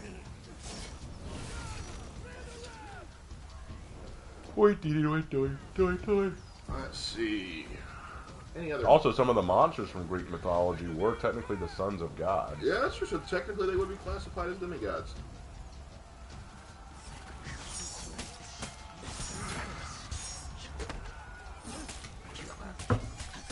Lark rant's sort of calming. Oh, okay. That's I guess yours just drives them up and gets them ready for battle, and mine settles them down. That's kind of sad. I wanted to be relaxing tonight. No, they enjoy yours more. Oh. Oh, the Soviet Starfish Productions, that's an awesome name, by the way. That is cool. Just dropped $10. Hey! Appreciate that. Avatar 3 should have a Giancarlo Esposito as a galaxy naval colonel going to Pandora to personally rock Jake Scully's face. I would pay to see that. James Cameron, you want my money? Give me this vision. That would be amazing. Almost as amazing as getting $10 from you, man. Thank you so much for that. What villain in fiction would you redeem? I rewrite them to be good? Here's my one that was redeemed, since we've been talking about it. The Colonel from Avatar that did my boy dirty. Yeah, he was cool. He did nothing wrong, man. Except for military tactics. I would have given him better military tactics. And to stop talking like an idiot. Like, I want to wrap this up in time for dinner. Like, problem is though, he reminds me so much of our buddy Taylor. Just the way he does kinda. He reminds me of Taylor. Oh man. What moment would you consider evil for Hercules? He killed his wife. Yeah, but wasn't he like in a trance or something? I think he was, but still, he killed his wife. Yeah, there is that. I know they based Kratos off of that, and then Kratos killed Hercules. Confusing. We're gonna base our character off of a guy that he's gonna kill. We're not gonna base him off of Jason. He died from a ship falling on. Wee! He went to the Shadow Realm, Jimbo.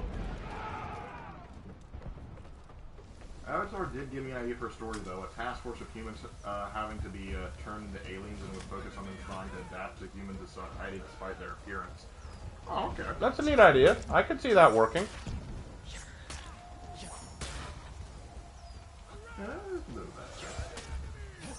Anything else in chat? Because we haven't gotten a real good rant going yet. Yep. I know we got at least... Right. Heracles, Hercules is Roman, forgive me. I was raised on the Disney movie. I know it's not mythologically accurate, but that's where I get my pronunciation from. Hey, Raven and Lark, have you ever had soup in a mug? Yep, Yep. I sure have. That's what you gotta do when you take lunch to work. Raven, are you gonna build a video for your Blackbriar and College? Yeah, I'll do one for both of them. I just haven't gotten to them yet. I mean, those are quick and easy to do, but I want to focus on my big videos too. I've still got to do my Valkyrie Legend video. Hey, Raven rant on Matt Ward's run on the Ultramarines. I don't follow Matt Ward's work for obvious reasons. Yeah, keep in mind, we came into the fandom after Matt Ward had done his damage, and so I quickly learned what he did, and it was like, okay, so he made the Blue Boys everyone's Mary Sue's, which is how they got the moniker of Smurfs for so long. And it was really disappointing. The thing is, had we been 40K fans longer, we would have felt the rage a little bit more. Just when we joined with we came to enjoy Warhammer Fantasy, the setting had already been crushed. Had we grown up with that setting and then saw it destroyed, we would have been mortified. Correct, yeah. But the thing was, I didn't join at that time. Like, yeah, because I picked up on it like my last year of college. Right. And then I slowly was able to pull Raven into it. Because at first he was like, this kind of looks silly. And I was like, it is, but it's amazing. It's goofy, but it works.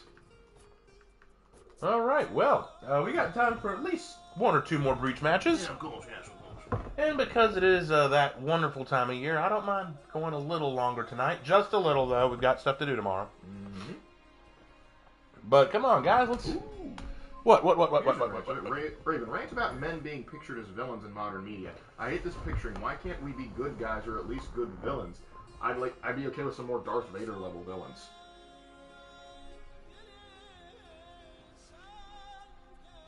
That is an excellent topic. Before you get started, Red Farrier just dropped $5. Do you think the Great Tribulation is coming soon or is already upon us? You mean the Christian idea of the Great Tribulation? I imagine so. I think it's been going on since Jesus ascended. Genuinely, the way I look at it, the end time started the moment Jesus ascended. And we're just dealing with them now. I think more still has to happen. Yep. I think there's still more to come. And remember, it is written. No one knows. No one knows, and we're not going to talk about that here. This is Christmas time. This is the time for hope and joy, not being Debbie Downers, okay? We ain't going to do that here. Appreciate the money. Appreciate the question. And your emblem is awesome. We just not going to touch on that right here, right now. You know what I'm saying? Yeah. Let's go with Zhongjin. Oh, wait, what? No, I don't want Kyoshin. I picked Zhongjin. No! No, I'm pulling out. As soon as it gets started, I'm pulling out. I don't want to do Kyoshin a second time. I don't like doing repeats. Not unless I really want to. Right. But anyway, as you were saying on the men villain. Okay, so let's talk for a minute about you can't talk about why men are the villains without understanding why women are the heroes. See, that's the thing. By saying that men are the villains, that means women must be the hero. Let's talk about that. Why do we want women as I'm not saying women can't be heroes. That's fine. You can have female heroes. I really like female heroes. Wonder Woman's one of my favorite female heroes out there. I'm one of the few people who actually says that female Thor, while not done well in the movie, is a cool comic idea. I'm down with female heroes. That's not a problem. But why? Is it because you want to create a unique character with an interesting outlook on life and an interesting journey to follow? Or is it because man bad?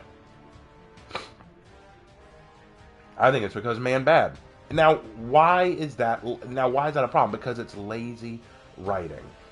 Good heroes and villains have this in common. They often have good rationale or reasons for the things that they do. And if your only reasoning behind the villain's actions is, well, they sexist, why? Why would you do that? Why would you want to make all the men fat, evil bastards? You are aware that there are good men in the world, that there have been good men who have built the foundation of the society you live in. There were good men who fought, died, and bled so that we could have the world we do today. Why are men bad? See, this is something I don't understand. What is the feminist talking point that we need more women in power? I'm not a woman, but why is that such a big deal to you? Like, you clearly want more women in power. You clearly want more women heroes. You clearly want more women to be on the face of everything. But do all women want that? You know, when I was growing up, I remember a lot of young girls talking about the kind of guys they wanted to marry before I was even thinking about girls. I didn't even find girls cute yet until I think I was in middle school. I was in elementary school, and I didn't care one iota about dating or anything like that. I didn't care about it at the time. But I was already hearing girls talking about, oh, this guy's so cute, or I want to marry this guy when I grow up, you know, that kind of thing. Girls were already talking about who they wanted to get with. Girls were already talking about the guys that they wanted to be with. They had a real passion for men. Nowadays, you hear women arguing, we don't want men in our lives, we don't want men saving us, we don't want men being the heroes, we don't want men doing anything, and thus we must, if they're not going to be our heroes, they must be the ones bringing us down. I think one of the problems we have is we live in a society nowadays that's The joke. We live in a society. No, my point is, we live in a society nowadays that has basically told us that if we have a problem, we must find someone to blame it on. Not ourselves, we must find someone else to blame it on. And for a woman in society, the easiest person to blame is men. Because men are in charge. Men are the ones in power. Men make up the majority of political offices. Men go into law enforcement and military work the most. Men tend to run the bigger businesses. Women don't all run those, so that must mean that if things are going bad in my life, it must be the result of a man telling me what to do. It's not my fault. It's not my own personal, economic, social, or family decisions that have caused me to suffer. It must be the men. It must be the men. Like the gender wage gap. Bullshit that I hear so often. The bullshit we heard in She-Hulk about how catcalling is the same thing as a threat of some variety. Like, that this mentality that men are somehow the enemy, that men are somehow the threat or danger to society or to women at large, is what has caused so many movies and books and shows to say, no, we need men to be the bad guys. Because if we make the men the bad guys, it will attract a woman audience. Not realizing that by making all the men either the bad guys or stupid, because that's the other way it is. They either make all the men evil or stupid in a lot of these movies and productions, and in doing so, you undermine men as a general rule. Think about it from the other perspective. What if I made all women big, busted bimbos? Either big, busted bimbos or ugly skanks. Imagine if I made a movie where that was how I made all the women come off. Big busted bimbos who only wanted sex, or just skanks. You would say, that doesn't represent all women. Very true. So why are all the men in your productions either stupid or evil? Or worthless and weak. A bunch of beta cucks. And what's worse is, why do men allow this myth to be perpetuated?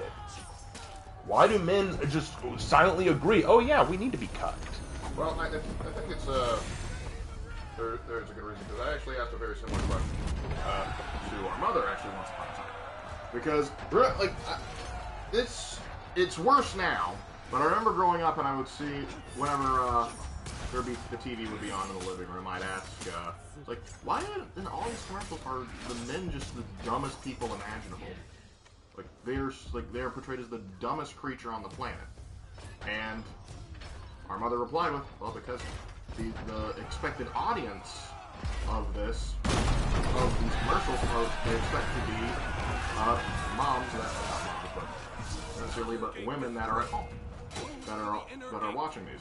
And so, for some reason, the idea and theory is that they believe that if they can use this model successfully with advertisement, they can use this model for the movies as well. Correct. And they also want to do it because they want men to watch it and respect women somehow. That's another because thing. Insulting us is going to make us respect you so like, much. Yeah, let's make Marvel movies, which are usually movies intended for a male demographic, and tell them over and over again in this movie that all the men are stupid or evil or unimportant or inept, you know. Mm-hmm. And to me, I'm like, yes, let's show a woman showing up a man for almost no reason. Let's show a woman who's just naturally good at everything. Let's show a man who stomps on women and people at large. Like, do people not realize just how insulting that is to not just men, but to women as well? That you are saying we can't write women well? We can't write women well unless they're just a bunch of Mary Sues? I love how there's now a modern talking point about how Mary Sue is sexist because you don't hear about male versions. Oh, they exist. But we just see them so often in today's society, it's hard to miss them. I don't know, maybe one day I'll make a video about the male Mary Sues, the Gary Sues of the world. Yeah, we can talk about that sometime. I honestly like the worst Mary Sue, in my opinion, is actually is a dude from an anime. Yeah, I think that what it comes down to for me is that it's not just making men the villains for no reason other than to make men bad. I don't mind if there's a male villain. Some of my favorite villains are male. But when their only identity is that they are male and that they hate women. Yeah, that's the thing. 'Cause it's not just like Because if somebody pointed out, like, why can't the villains actually be good or competent or cool like Darth Vader's? And because, like, everyone loves Darth Vader. Like, the more villainous he is, like, what sold Rogue One to us was not the whole plot. Plot was okay as it was, but that one scene with Vader ripping that hallway a new one, we were going, Vader has cemented himself as one of the best villains of all time. Sidious too. They're very good, very well written villains, and you can have competent, cool villains. But for some reason, their go-to, like you said, is the villain that's just so stupid and just a misogynist. It's like, wouldn't it, like, doesn't it make your character look, like your female insert look better if they overcome an actually more, a confident and more terrifying villain? Like, wasn't it like one of the cool draws for Ellen Ripley? She overcame a force of nature in that alien on multiple different occasions. Like, but what if they had just made the alien just a big, massive joke that she easily walked over? No one would have enjoyed the movie. Good stories involve fierce conflict. They involve two sides, at least, working against each other. And we find enjoyment from watching the hero against very difficult odds succeed. But if the odds are not that difficult and can be defeated with something as simple as your own gender, then what was so special about your victory in the first place? What's so special about your gender when it defines everything good about you? Like, doesn't that undermine what you are and what you are as a person? If you're only special because you are a woman, then there's nothing special about you as a person.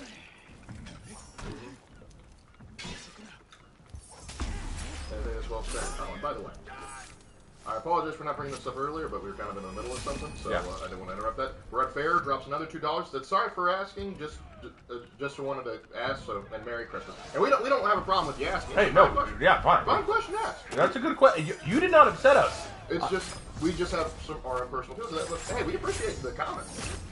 We love these comments.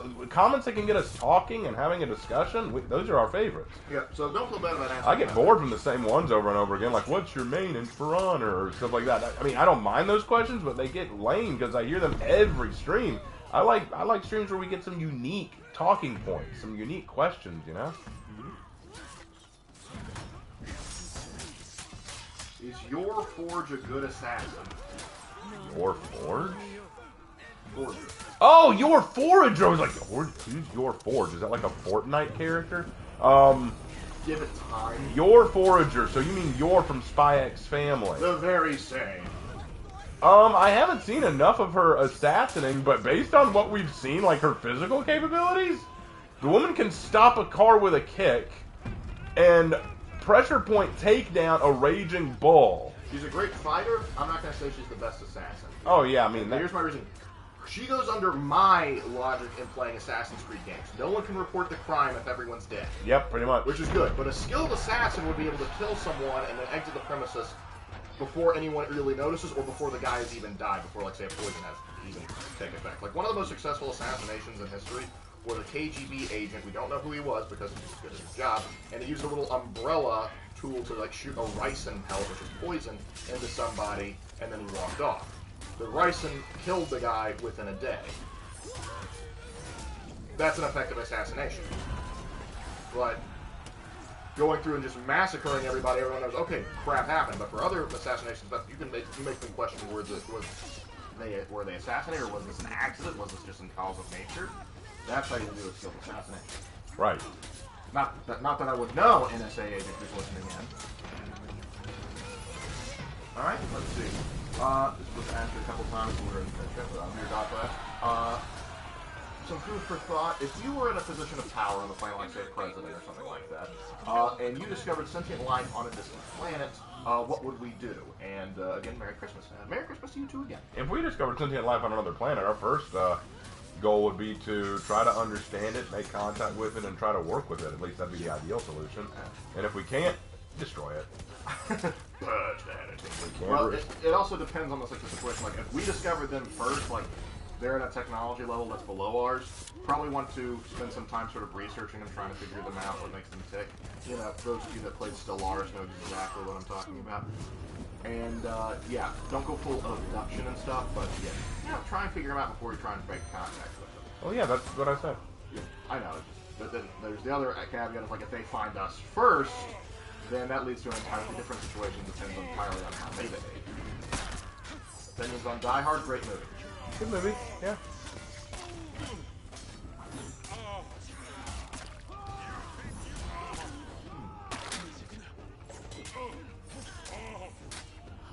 Okay, here's one. How fast did you ask what the hell is wrong with these people when reading or watching Twilight? It didn't take long. It really didn't take long. I think it was about the time that Bella got to school for the first time. I started asking it when I started seeing my classmates in middle school freak out about it. No, when I first read it. I know, but like for me, it was just like the ads, particularly the Burger King ones. There have been a lot of shows and movies and books that I have been exposed to where I asked just why. Like, when I heard that Twilight was getting a spin-off porn book called 50 Shades of Grey, I went, why? Without even having to read it. When I heard that My Little Pony was getting its own reboot called Friendship is Magic, I was like, why? And then when I heard that when Avatar was getting a sequel, I was like, why? I don't even need to watch it. It's like, just why? If we discover new life on another planet, does that make Christianity religion fake or the teachings wrong? No. It means we have a new planet to convert. No, here's the thing. The Bible does not confirm or deny the existence of life on other worlds. It simply says that God created the universe, so they are just another creation of God. Yep. And what do we know? What happens if they come to us and say, "So, where's Jesus, man? We've been looking for him." Actually, I read a really cool short story where this guy ends up being taken to another planet to spread the message of Christ there because they have never had Christ. Christ didn't go to their planet. But the funny thing is, they all spoke the same language because they never had a Tower of Babel incident. I thought that was very creative. I'm going to go Valkyrie this time. What, you think I can't do it? No, I don't think that's what any of us said.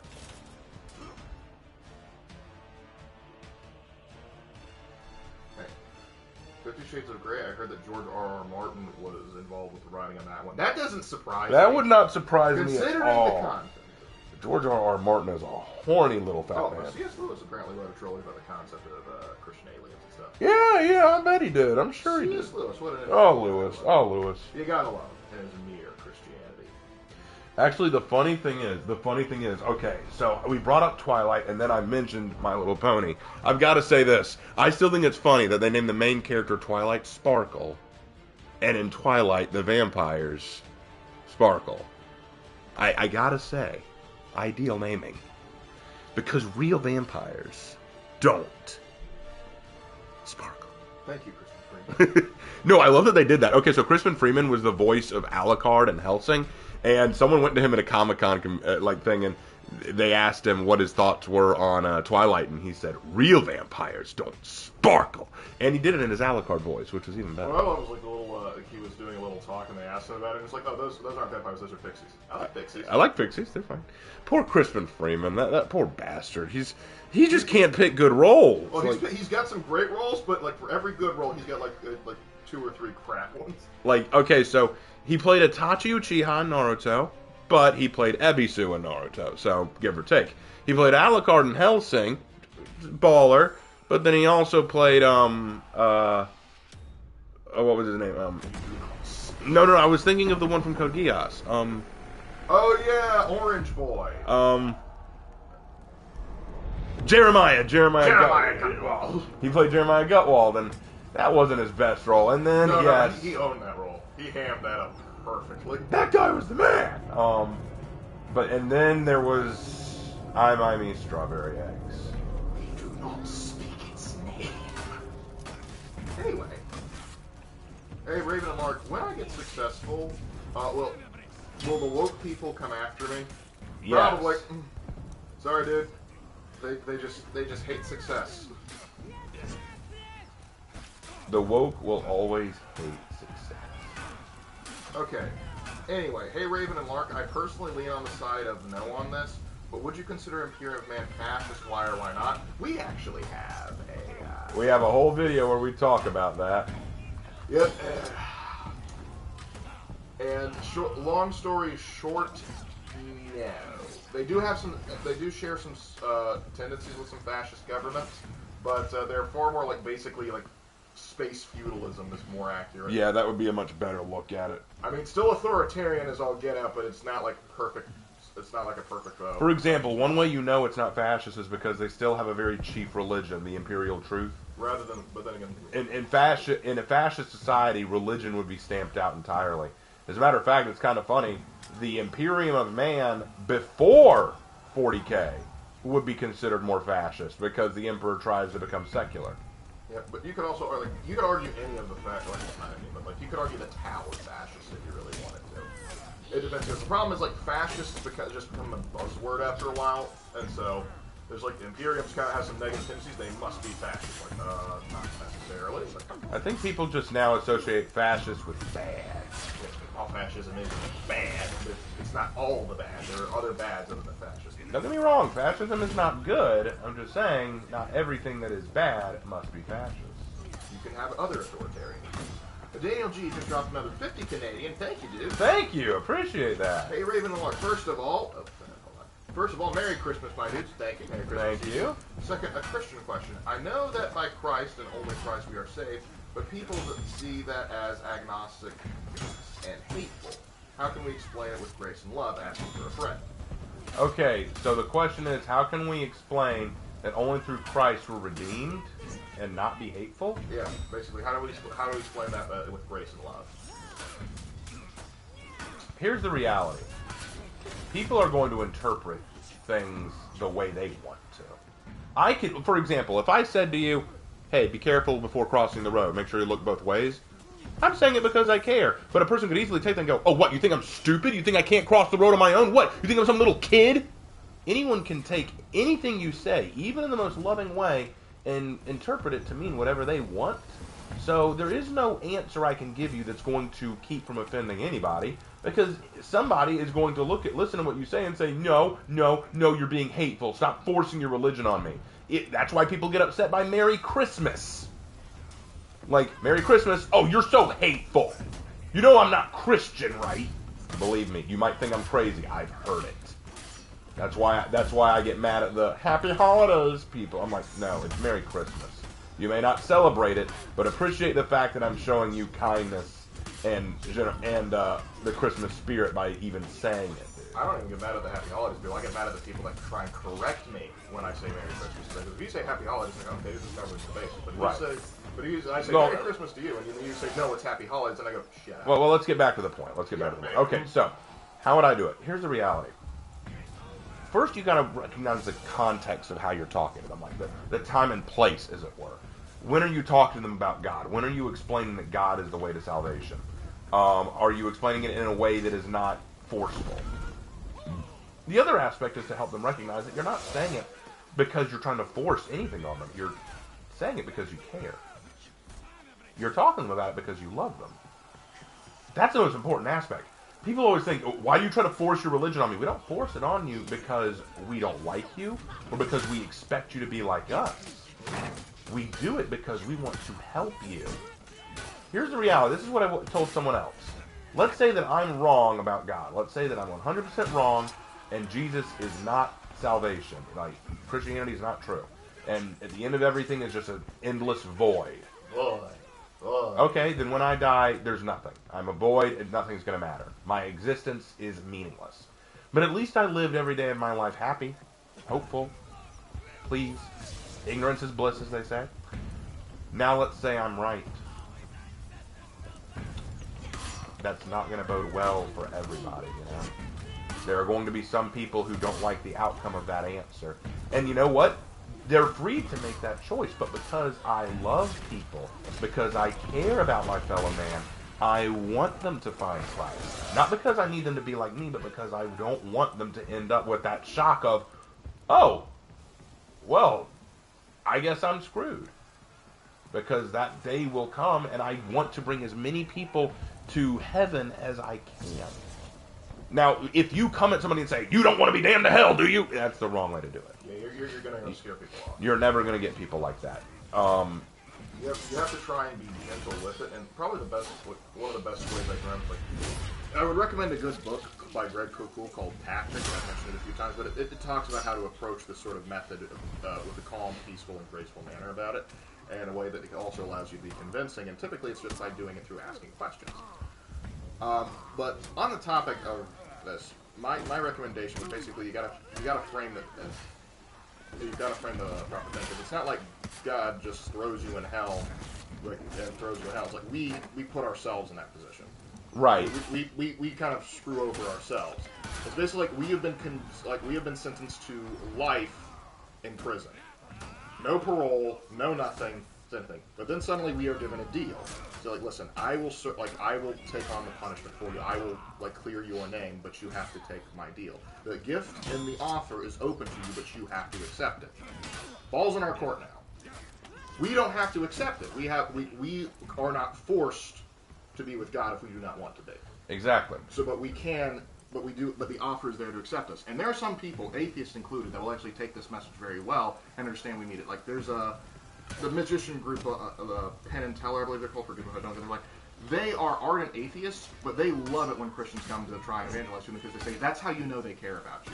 Because from their point of view and their logic, they are trying to save my soul. Now, I don't even think I have one, or I don't think that's what it takes to save it, but I know they're trying to help me, and I appreciate that thought and that sentiment.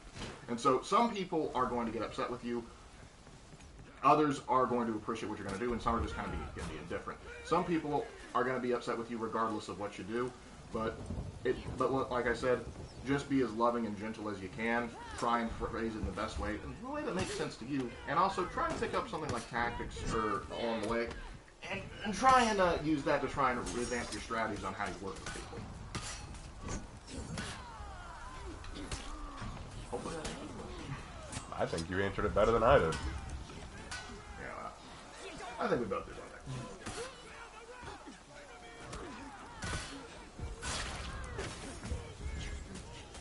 It's always rubbed me the wrong way how it feels good people who don't believe in God are condemned to hell. It doesn't feel right. Okay, so here's the reality of the situation. Heaven is a perfect place. It cannot allow sin in it. Because it's perfect, any imperfection cannot enter it. That's the reality of the situation. And because we are sinful, we have done wrong. We have hurt our fellow man. We have been disobedient. We have been wicked, selfish. Any of these terms, we have been these things. We have been stained. We have been tainted. God does not condemn us to hell. We're already going. We're already set for it. That's the reality of our situation. And there's nothing we can do to wipe away that taint. We can't undo it. We can't wash it away ourselves. There's no good we can do to make up for the wrong we have done. That's the reality of eternal life. Once you have been tainted by sin, you can't undo it. Now, in the past, what God accepted was He said, I will accept sacrifices in my name. You can sacrifice a pure lamb or a pure goat to me, and we can wash away your sins that way. You also have to follow the law. You also have to follow the law perfectly. Disobeying the law means you better sacrifice a lamb, that's the rule. That was the Judaic law. But God said, look, there's an easier way. You can get out of your trip to hell by accepting my Son's salvation.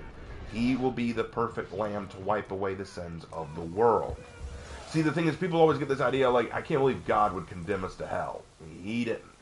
We did that ourselves. Yeah. The thing is, like you said, He's offering you a way out. What? He's giving you the free gift of salvation. He gave the life of His one and only Son so that we might be saved. And all we have to do is accept that gift. Now, you're not required to accept that gift. And now, another thing I want to point out is, it's kind of sad that good people are sent there for not believing. One, we have to determine by what morality system are we using the term good. That's a real question. And we can be surprised by what some people have to do. Like, one of the people that I used to really look up to was Ravi Zachariah. He was a big evangelist, a large missionary. He had a huge ministry and a large following. I really respected him. Yeah. After his passing, it came to light that he had actually been involved in several sexual scandals. Yep. And it shattered a lot of people's perception of him. And, rightfully so. And so it kind of goes just like who we think are good and the systems we judge ourselves by are very seldom perfect, and that's God is the perfect judge, but He's also perfect in mercy too, which is why He gave us the option to be forgiven. Right. See, that's the thing. Like, we can't judge by our own moralistic standards half the time. Quite often, we're going to be biased. We're going to make excuses. We're going to say, well, in this circumstance, under these circumstances, I would say that it doesn't matter. Sin is sin, and God is the one who makes that judgment. Before you say, well, who gives Him authority? He made you. He made the world. He made the universe. This is His world, His universe, His rules. And it's a bit sobering, really, but it's the way of things. And I know that some people don't like that. I genuinely get it. I get why that's upsetting for some people. I wonder if people who died before Jesus came and died for our sins reacting to that. Oh, you mean like the ones that were saved, but then saw the deal Jesus go through? Yeah, they're probably like, man! It's like, God, we could have saved a whole lot of money if you had just given that deal a little bit earlier. Yep. And I was like, it wasn't time yet. It wasn't that time yet. That kind of thing. So I spent how many money on sheep and goats, and we could have just taken the deal? I just don't want good people to go to hell. It's like, don't worry. I agree. I don't want good people to go to hell either. That is the purpose of the Great Commission. And here's the weird part about it. There aren't any good people in hell. That's a good point. Everyone who's gone to hell wasn't necessarily a good person. Yep. But the point is, the reality is, we don't want people to go to hell either. That's why the Great Commission, as you said, is so important. The evangelism. That's why, like, when people get upset at Christians, they're like, "Why are you just trying to convert people? Why do you do it?" Because literally, we believe we're saving people from hell. We believe we're getting them out of salvation. Not only that, they're building a relationship with God. Like it better, if not. And that's the thing. It's an understandable reaction, though. Just like, I don't want good people to go to hell. Of course. Why would you want to? Honestly, we really shouldn't want people to go to hell in general. That's why we should desire, even the most wretched, we should try and find a way to save. People ask, would you go back and kill baby Hitler? Honestly, I'd try and convince him to not do the things he did. Right. The key to Christianity is love. It's not about, we make jokes about, purge the heretics, in the name of God, that kind of thing. Yeah, and that's all good. And that's fun. That's all good. Yuck, that's silly, And there are some people who do heinous things that I'm kind of like, wrath of God, I wouldn't necessarily say no to it. But the truth is, our mindset should be about saving people, not about condemning people. That's the thing that people misunderstand about Christianity. We're not out to condemn. We're not out to judge. Like the people who say that Christians hate gay people. I hear that all the time. That's the thing that Logan Paul's under hot water for now, because he says that our faith prescribes itself to hating gay people. I don't hate gay people. I don't hate them. Truthfully, I want to help them. I want to help them find God. That's what I genuinely want. I don't want them to be condemned to hell. I don't want to hate them. I don't want to see them. I don't want to see their lives or eternal life be ruined. I want to help if I can because I love them. Now, if you think that's intolerant, I'm sorry you feel that way. But I love them too much to ignore what they're doing to themselves. I love them too much that when I recognize the path they're choosing for themselves, spiritually speaking, it upsets me. I'm like, no, I don't want to see you walk this path. I don't want you to end up at the end of this path where it will end up, because you won't like where it ends up. Trust me. Yep. And the thing is, it is their choice to make. I can't make the choice for them. I can't force my religion on them. I can't force them to believe what I do. And I can't even make them understand why I'm doing this. If they want to think that I'm a hateful, bigoted, religious person, they're free to think that way. That is their prerogative. That is their choice. Let them think that way. But I know in my heart that I've done the right thing. Yep. Very well said. Last match. We'll make this the last one. And I'm feeling like going Ruth. Okay. How about some Ruth? Honestly, don't even see the point of giving gay people a hard time about their sexuality. There isn't a single section of the Bible that condemns homosexuality, and yes, I checked. I'm afraid you didn't check all the spots, man. because there are verses in the Bible that do talk about not necessarily like the attraction, but the action in and of itself is them. Let me pull some up here, just so we know. And we're getting demonetized for this. Yeah, one. Leviticus 18:22. Do not have sexual relations with a man as one does with a woman. That is detestable.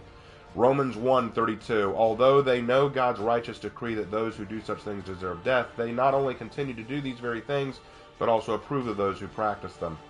1 Kings 15:12. He expelled the male shrine prostitutes from the land and got rid of all the idols his ancestors had made. Romans 1:27. In the same way, the men also abandoned natural relations with women and were inflamed with lust for one another. Men committed shameful acts with other men and received in themselves the due penalty for their error. Leviticus 18:22 through 24. Do not have sexual relations with man as one does with a woman. That is detestable. Do not have sexual relations with an animal and defile yourself with it. A woman must not present herself to an animal to have sexual relations with it. That is a perversion. Don't let Nero know. Do not defile yourselves in any of these ways, because this is how the nations that I'm going to drive out before you became defiled. If a man has sexual relations with a man as one does with a woman, both of them have done what is detestable in the eyes of God. They are to be put to death. Their blood will be on their own hands. Leviticus 20:13. That's where I like it. Right? Yeah. And that's where people get upset, because they're like, don't you condemn people to death for being homosexual? In the Levitical text, we talked about this in the other stream, I believe. In the Levitical text, the reason these Levitical laws were written was because the Hebrews were coming into a land rich with sin and paganistic practices that the Lord did not want the Israelites adopting. He knew that the Israelites were a very naive, thick-necked people who would immediately run to the fun stuff. They'd be like, "Ooh, this looks fun," and he was trying to get ahead of that, trying to say, "No, if you see any of my people behaving in this way, you need to get rid of them from the society because they will corrupt it. You need to prosper in this land, and you cannot prosper this way." And another thing on the topic of homosexuality, when the thing is, I've mentioned the book in another stream, not by Greg Cool this time, but it's a book called like Confronting Christianity, like 12 common objections to Christianity, particularly in the modern age, and how to deal with them. One of them does deal with the fact of homosexuality, and the fact the author is bisexual. She, for a long time, felt attracted to women. But despite the fact that she is now married, happily married with children. She explains like how the Christian views, like how those that have those homosexual feelings and intentions should deal with it, how they should approach it, what they should do to try and resist it, and all sorts of things like that. Like, it's not like just like, oh, you had a thought one time like that, well, you're going to hell. It's not how that works. It's the action. I believe what's the guy's name? Like, he used to watch him on YouTube all the time. He worked with Red Pen Logic occasionally. What do you mean? No, not what do you mean. He was a pastor. I forget his name. Glasses, brown hair, but you know. I forget his name. But yeah. Mark something. Yeah, that's Mark something. Everyone loves Mark something. Well, think about it like this. As a man, there are times where I have impure thoughts about the opposite sex. It happens. It's natural for us to have these wants, these desires. It is a part of our inner sinful nature. But I choose not to act on them. That's the difference. But look, we won't go into that. I know that I've already upset some people here with all that talk. What's interesting is, like, for example, like, we got an atheist in chat who's very much been respectful the whole time, and he says, be careful not to love too much without also loving my fellow, and he's right about that. No, that's true. And he also finishes up with, but don't worry, I know you're not hateful or a bigot, or any of those cheap insults. And see, that's how you have a proper dialogue right there. Exactly. Because he put out his beliefs and his own opinions, and he was very respectful about them, and he respected us. That's the thing. We may not agree. We'd like to agree, but we didn't realize that's not possible. And so a civil, respectful dialogue is always appreciated. We're not asking you to agree with everything we say or believe. Just be respectful of the fact that we do believe it, and we're not going to condemn you for what you believe. Even though I may disagree with homosexuality, I'm not going to point at a homosexual and say, you're going to hell, boy. You know, I'm not going to say that. And if any person who calls himself a Christian does that, I would condemn them faster. Yeah, I would say you can't do that. Because God loves all of His children. even the ones that may have different attractions. I would sooner condemn the so-called Christian who condemns other people without love than the person who does not know Christ.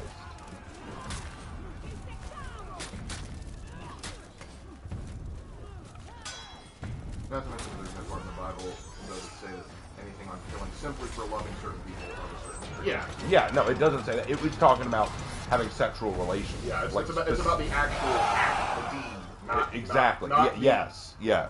The deed in itself. case that was not made clear. Correct. Jesus said on the Sermon on the Mount that if you've looked at another person lustfully with the desire to have them, you've already committed adultery. So we're all done for in that case. Yeah, in that case, we're all done for. So Yeah, because we've all had a dirty thought, I'm afraid. yeah. Yes, that's why Paul says to flee from sexual immorality. He doesn't. He says that all in general because it's a problem for all of us as humans. We appreciate that, Doctor. Raven and Mark confirmed Sigma male Christians. Keep it up, bros. We appreciate it. Well, let's move on to another talking point now because this one's getting a little risque. I didn't mean to get that serious tonight. Well, I think it. Well, I don't want to upset anybody. That's all. The thing is, that's going to happen. But the thing is, thankfully, our chat is very mature and very respectful. I appreciate even though they don't agree with us on everything. Some people that do agree with us, but they may disagree with us on a few points. Right, They're still respectful, and it's just we are privileged. We are blessed to have a very cool chat. You know, it's kind of funny. I usually go to my comment section sometimes just to see what kind of comments people leave. Because there are times I expect hate. I expect someone to come after me like, "Oh, you hateful bigot." And yes, I do get those from time to time. But more often than not, I do not see those. Most of the time, people are very cool.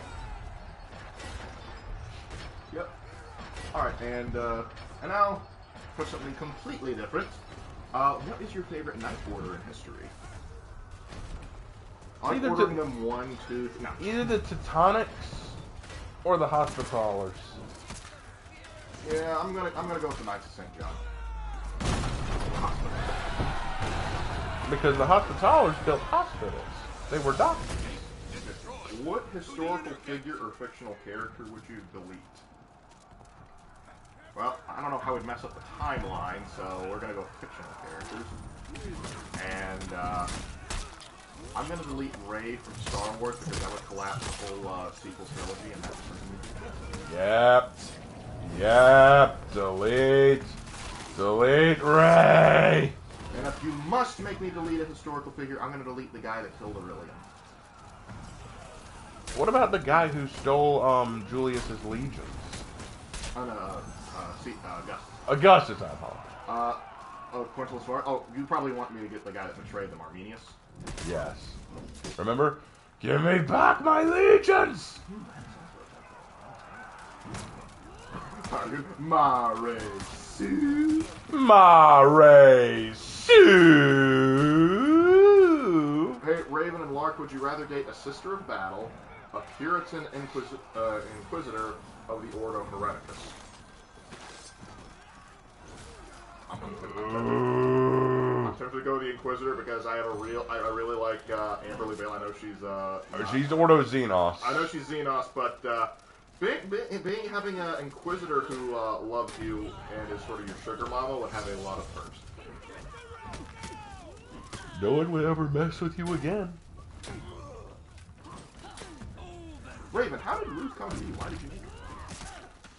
Ruth started because, okay, so first of all, Lark and I don't like the fact that the female knight build has a braid coming out from under their helmet, because it wouldn't work well considering the kind of chainmail armor she's wearing, you know? If she has a hooded chainmail armor set, then the braid should not be hanging out like that. We think that's kind of silly.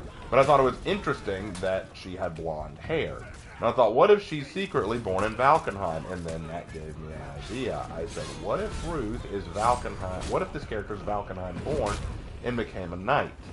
Because I always liked the idea of someone not of knightly or noble birth rising up through sheer willpower and determination and becoming a knight themselves.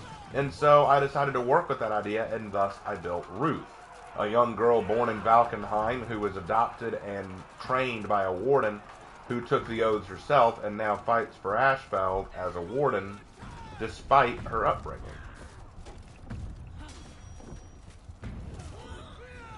Good, good. Oh, and I don't know if you already left Tio, but Merry Christmas. Good luck at work tomorrow. Good luck, guys. Good luck. Hey, guys rocking over here, Crusader. What happens now? Hospital. Sinister laugh. Let's go practice medicine. Yes. Hey, Raven, who's better, a Krieg or a Cadian? Krieg. I'm going to say Krieger. I'm going to say Krieg too, but that's a close one. Cadians are pretty hardcore. Cadians are hardcore, but Kriegers are going to... Yeah, I'm going to go with the Kriegs. Oh, you're Black Riders of Celtic descent? Any specific Celtic descent? Like, so they're running around with an Irish accent planting pipe bombs? Or Scottish? Or, dare I say, Cornish? Breton? They're Cornish. No, not corn. For corn. Not that kind of corn. Oh my gosh, it's a Dark Souls boss. Raven hasn't seen any episodes of Love, Death, and Robots, but my favorite is the one with the Soviets fighting off those little abomination things, and that they have to do that cool last stand and then get bombed. Indeed. That was cool. Indeed. Oh, but true story. Okay, so Lark, I don't know if I told you this, but I was subbing for a middle school class at one of the academies near here, and the students' responsibility was to work on their projects. You know, they had to do a final project as their grade. And that's fine. I'm totally down with that. That's a good idea. So I said, all right, guys, you can do that. I don't care if you listen to your music while you work or talk to your buddies. That's fine. Just keep the noise level down. A couple of the students asked, hey, is it okay if we watch a TV show on our laptops while we work? And I said, as long as it's not a distraction. So that got a lot of them excited. So I was walking around, and a couple of the shows that they were watching surprised me. One of them was, well, I can come back to that later. The one that got me the most excited was when I was watching one of them, they were watching the Astartes video. My boy! And I was like, oh, you like Warhammer? I was like, you like Warhammer? And they're like, yeah, it's so cool.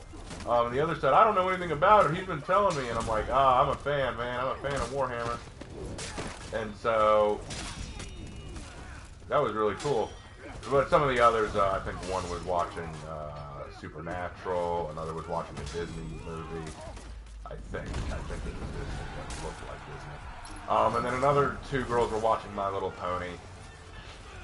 I was like, can't you find anything else to watch? Yeah. They're trying to sneak a 7 of the Sins. Really? Yeah, that was a real popular one, like, for a long time.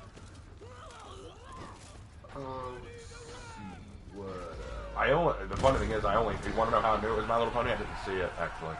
Because they were scrunched over in the corner hiding their laptop while they were working.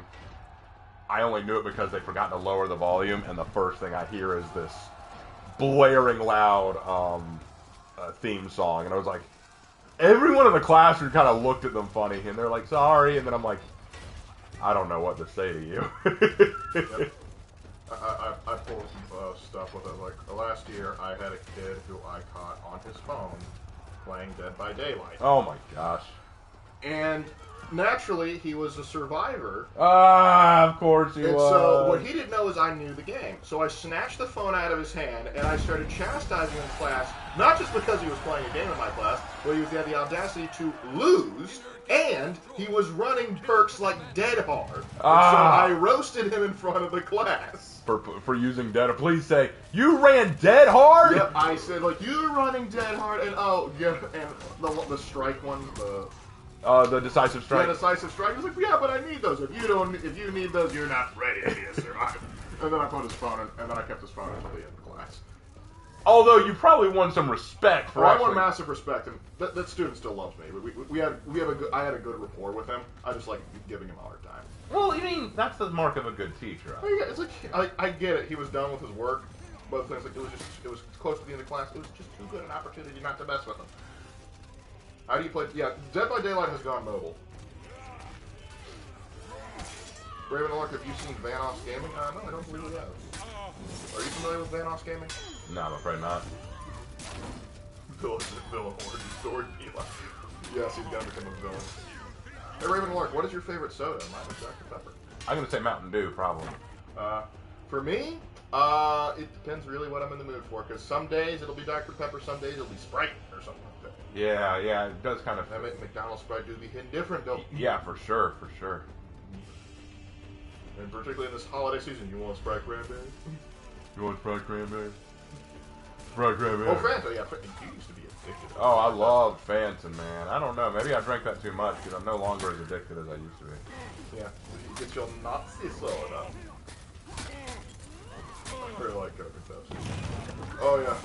I like being able to just, like, flex on people. Like, yeah, I could take Coke or Pepsi. It doesn't bother me either way. And some people can't fathom that. That surprises me. He's a gaming YouTuber. Does he specialize in anything, Shark Chaos? Like, how would I know is the question. Because there's a lot of gaming YouTubers out there. In fact, you guys happen to be watching one right now. Hey! Perish the fall. Ah, I died. Remember me as a brilliant security guard. Remember me as a warden who tried Lord knows that I've tried. to carry on. FBI. Oh, is he the guy that did the FBI open up show? Thoughts on characters with guitar or punch dagger? Oh, we're all for that. Oh, I'm for that. Yeah. Give me a Rajput, baby. I want a Rajput.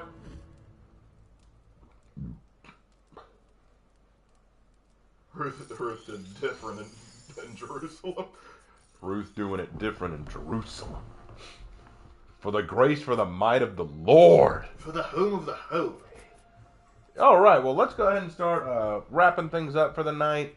This is your chance to get your last questions out of the way before we go. Here's one. Raven, which chaos god do you hate? I hate Slanesh personally. All right, Wesley. I don't really care for Zneach that much.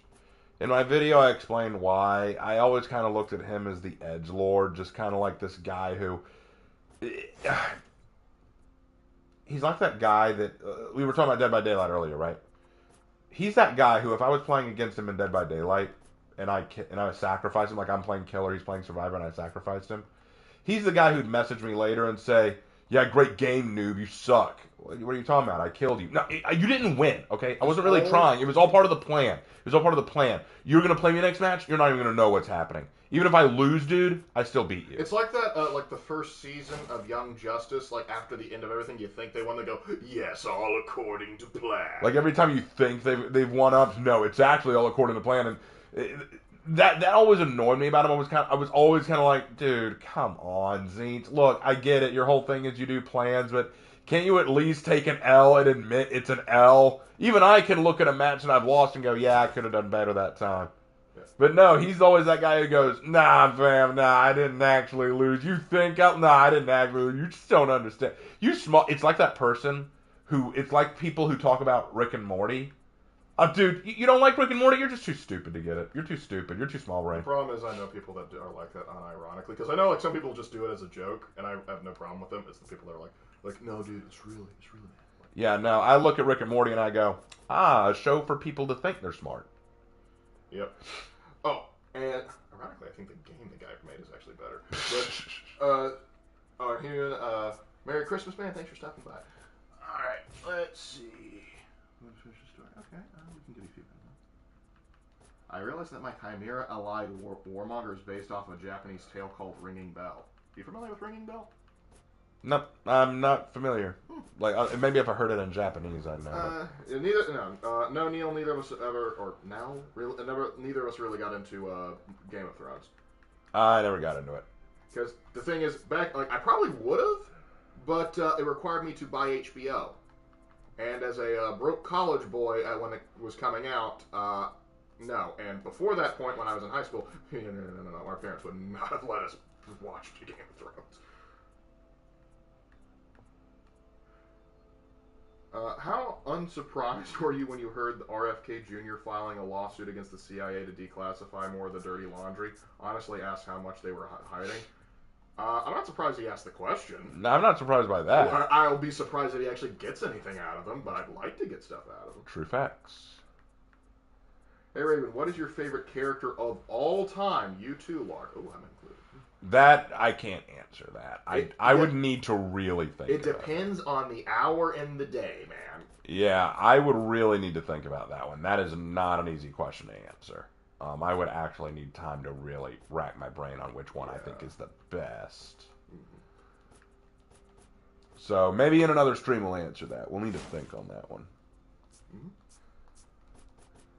What is TTS? Text to speech.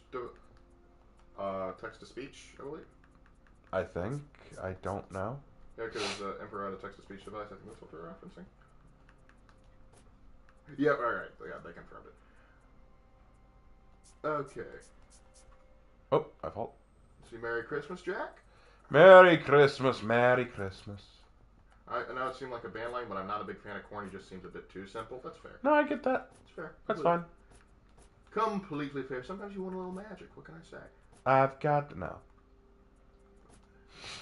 Let's say I hadn't thought of that song in forever. Yes, we've played. We played Red Dead Redemption, both 1 and 2. We both like it. Yep, Red Dead Redemption's it is good. It is a very good one. Yeah, eventually I'm also probably going to do the Lamentations on the Vanderlyn gang. Hooray! Elon Musk is Santa Claus? Not yet. We're getting there, though. Not nearly fat enough. Or jolly. He's going to be the Dutch Santa. No, South African Santa Claus. Yeah, there you go. Well, technically he's of Dutch descent, but hey. Who's counting? Will there be a For Honor 2? Probably not. I doubt it. Yeah. I highly doubt it. If there was going to be a For Honor 2, they wouldn't be sinking so much energy into this current one. Did you hear Elon Musk is stepping down? Yeah, from like the CEO of Twitter, I think, but I'm not sure he's going to step down from all his other stuff. No, God. I just don't think he wants to spend all of his time policing Twitter. I think he's going to leave that to someone else. Larkin Raven, do you like the Santa Claus movie? I'm assuming you mean the Tim Allen one, in which case, yes. Yes, I do like that. It's actually one of our top 12 Christmas movies. Yep. You put on the suit and you're the big guy. I would not put it past Astrid to go full Skaven and New Keith more. She would, being who she is. She would. How do we know she doesn't serve the Great Horned Rat? Have you ever seen Horcrux and the Great Horned Rat in the same room? I didn't think so. Yeah. Oh, the movies in particular. This first Santa Claus movie is great. Second one is okay. Third one didn't need to exist. Yeah. That sums it up. I just like the first one. Raven Lark, how can I get motivated to exercise? I'm a heavy boy and I want to lose some heavy parts. Ugh, man, that's a tough one. In reality, it is all a mental game. You need to look at yourself in the mirror every day and remind yourself, I want to be better than I am today. And it's not easy. It is a motivating thing. You need to constantly be reminding yourself, I need to be better. You need to picture who you want to be and take the steps to get to that. It's not easy, and we all struggle with it. I, for one, I know my doctors told me, I could stand to lose about 10, 15 pounds. Like, I'm not obese. I'm not a heavy boy. But yeah, I haven't been to the gym in a long time because, work and all that other stuff. Yeah, we've had a lot of things. Financially, I can't even afford to go to the gym. You want to know how I work out? I shadow box in my apartment. I lift a few weights that we have here, and I run. Those are my means of workout. We are heavy runners. Yeah, we are heavy runners. That's about it. That's about all. It's all. Yeah, it's all I can afford to do. But I have to run. But there's also other steps. Eating right, sleeping enough. Keeping myself diligent and eating only when I'm hungry, not just because I feel like it. It's not easy because you got to break habits and make new ones. And that, I think, requires a bit of willpower and the desire to tell yourself every day, I can be better than I am. That's on you. Also, in a more joking context, someone told me once, they said, well, if you want to get better, get fitter, do sit-ups in front of a mirror. Every time you sit up, look in the mirror. Is that the body you want? No, go back down. Repeat process until fit. There's also another one where it's just remember, there's someone out there that's calling you fat phobic for trying to work out. So let that be the encouragement for you, just to style on them. Just laugh at them like, ha! Yeah, but another thing that actually helped me, when I was in college and lose weight, was intermediate fasting. It also saved me money. Basically, for only eat within an 8-hour period of the day, and so that way your body tricks your body into burning more calories. Well, that's actually what we did, and we've been kind of doing it on and off. We just stopped eating breakfast. Yep. We only eat breakfast on days that we don't have to work. Yep. And then when we do that, we don't eat lunch. We just pick a meal and we skip it. If nothing else, that really helps. That helps the most. But also, don't forget the importance. Exercise is really, really, really, really important. But watching what you intake in the body. If you consume less than you expend, even if you're not working out, you're going to lose weight. Right. That's the key. But in terms of like the steps to do it better, there's no magic way to do it. Because everyone's different. Like some people just love exercise. It's what gets them up in the morning. They love it. And I like exercise after the fact. I enjoy the feeling of doing a successful exercise. But going to and getting it done, I'm going like, do I really have to do this? Do I really have to? Yeah, I'm there. I get it. There are times where I'm just like, do I really want it? But again, it's about looking at yourself and saying, I need to be better tomorrow than I am today. Mm-hmm. And you need to think about the steps that it's going to take to get there. It's not an easy thing. It can be a demanding thing. It can be a painful thing. But you got to be consistent with that. And if you can be consistent, one thing that I've thought about is making a meal journal. Like write down, here's what I ate today. Like write down, here's what I ate today. Here's what I should be eating. That kind of thing. So that you can keep yourself honest. And the way my dad put it best, he said, it does not matter what you are eating. It matters how much you are eating and how frequently you are eating. Like, there's nothing wrong with pizza. There's nothing wrong with cheeseburgers. There's nothing wrong with steak. There's nothing wrong with any of that. But how much of that are you eating? Yeah, so do you need to eat that much of that? You got to think about what, the nutrition of the food you're eating, for example. Like, how much, if you eat like 1,000,000 bananas, you'll die of radiation poisoning. Yes, the radiation is what kills you. But no, I mean, like, there's nothing wrong. Like, if someone says, "Oh, I can't believe you're eating that. It's full of so many calories." That's not the issue. The issue should not be the caloric intake. The issue should be, are you eating in a healthy manner? Have the cheeseburger. That's fine. Do you need to have 2 large fries with it? Do you need a large Frosty and milkshake? And if you're going to have all of that, what are you going to eat for dinner? Are you just eating a chicken salad? Like that's the big thing. Think about what you're eating, how often you're eating, and how you're eating. That's the trick. And here's the thing. Again, me and Lark, we're not fat. We're not overweight. I would say we're in a pretty healthy area. We could stand to lose some pounds. I don't like it. Yeah, we could both stand to. I mean, I think that's fair. But neither of us are in a place where you look and go, Jesus. Yeah, but we're also not the place where they go like, those guys are fit. Well, what was the term? We're big. Well, yeah, our family is just we're broad. I think that's the problem. I have broad shoulders. We are not lanky people. Like even when we are at our thinnest, even when I was in high school running cross country and I was running 5 times a week and I was at my healthiest and thinnest I will ever be, I thought I was still looking fat. Only now, looking back, I go, actually, it didn't look too bad. right now, it's the receding hairline that's killing me. That's just getting older, man. Lord, yeah, that's how we know we're our father's son. Yeah, true enough. It's like, that's your genetic calling card right there. Oh, gosh. Oh, and what do we think of the Polar Express movie? All right. It's okay. We liked it. I don't have a problem with it. I mean, Tom Hanks giving me hot chocolate, that's okay. I'm more of a fan of how he handled the ticket, personally. Anyway, anything else y'all want to ask before we go? Let's see. Oh, this has been asked. Hey, Raven, do you think they should release new campaign DLC for all the new heroes? Nah.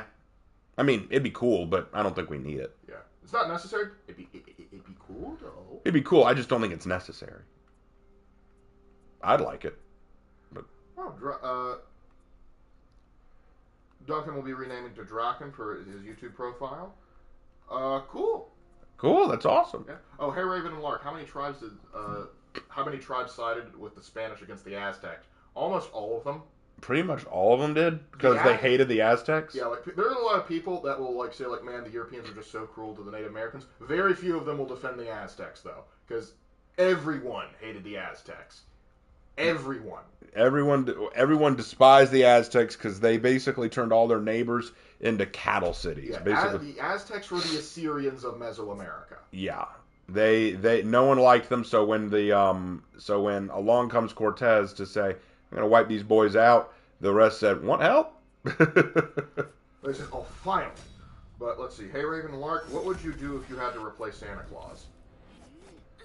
Replace him? Like if I had to be the new Santa? Like I'm assuming he retires and we take his place. Oh well, I'm gonna go on a jog around the North Pole. I'm not going to be a jolly fat boy. I'm going to be. We're gonna be the beefy. I'm gonna come down. My problem with coming down the chimney ain't gonna be my belly. It's gonna be my shoulders because I'm gonna come down the gun Santa. Ho ho. Like Santa and I are seething right now. But like I ain't gonna be laughing ho ho because I'm gonna be surrounded by ho ho ho. Exactly. The first thing I'm gonna do is I'm gonna do exactly what he just said about become buff Santa, and then I will start taking it applications for Mrs. Claus. Exactly, and not only that, but as Santa, I must say, when I become buff Santa, I'm not gonna have no kids messing around with like lumps of coal. I'm gonna give them actual lumps on their head. Like Billy, I heard you've been a bully. Like for being a bully, Billy. Yeah, Little Edge is okay. Let's see. Captain Plush 46 Friends says, "Hey Raven, I'm a fan of the channel and hope you notice and welcome me. You are now noticed and welcomed." What was the name again? Captain Plush 46 Friends. Captain Plush 46 Friends, you have been noticed. Wait, do you have 46 friends? Do you have 46 friends with you right now? That's 46 more than I have. Oh, shut up. I get the feeling that Ubisoft is listening to Raven's stream to get ideas and discard good ideas for bad. Yeah, I am convinced That would be hilarious. that they listen to me, and sometimes they ignore me. And I say they deliberately we're listening in just so we make sure we don't do the good stuff. I'm like, Ubisoft, hire me. I will be your lore writer. I will write the story for you. I can write this season better. I can fix this season. It's not hard. We can fix this. I could save this season. Narrative-wise, I can't speak to the balancing, but narratively, I can save it. This is not beyond salvation. I can even save your Viking faction a little bit. Well, they don't need saving, really. They're doing okay. I could save your Wulin faction. I could give them lore. I could give them background. I could explain why your Romans showed up, why the Centurions and Gladiators show up. I could explain the Highlanders and what kind of deal they made with the Vikings. I could explain where the Shinobi had been all this time. I could explain why Magi are still in Heathmoor. I could give you these things. I could explain where multiple griffins come from. Come on, Ubisoft. Won't you shake a poor sinner's hand? Yes. But yeah. Let's see. Thief. I just started watching and I like this channel. Well, thanks for being Thank here, you, Thief, for being here. Don't steal nothing. How'd you pin your name as Thief? I'm surprised that wasn't already taken. He just came in. He stole it. He stole the name Thief. That's how he got it.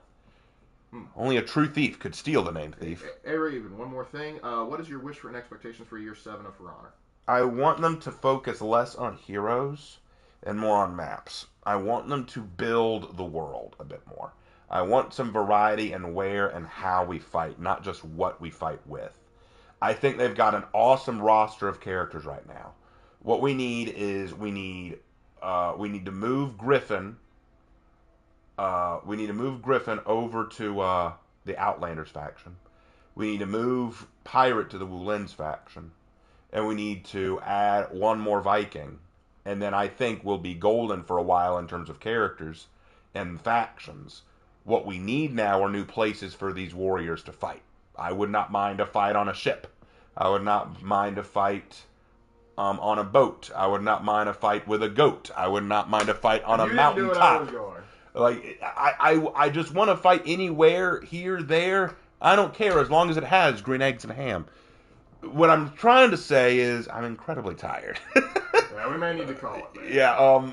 Point is, I just want them to build season 7 in a way that makes the world feel bigger. Right? Because what they've done is they've done something good. They've established other countries and islands and places like Egypt and Arabia.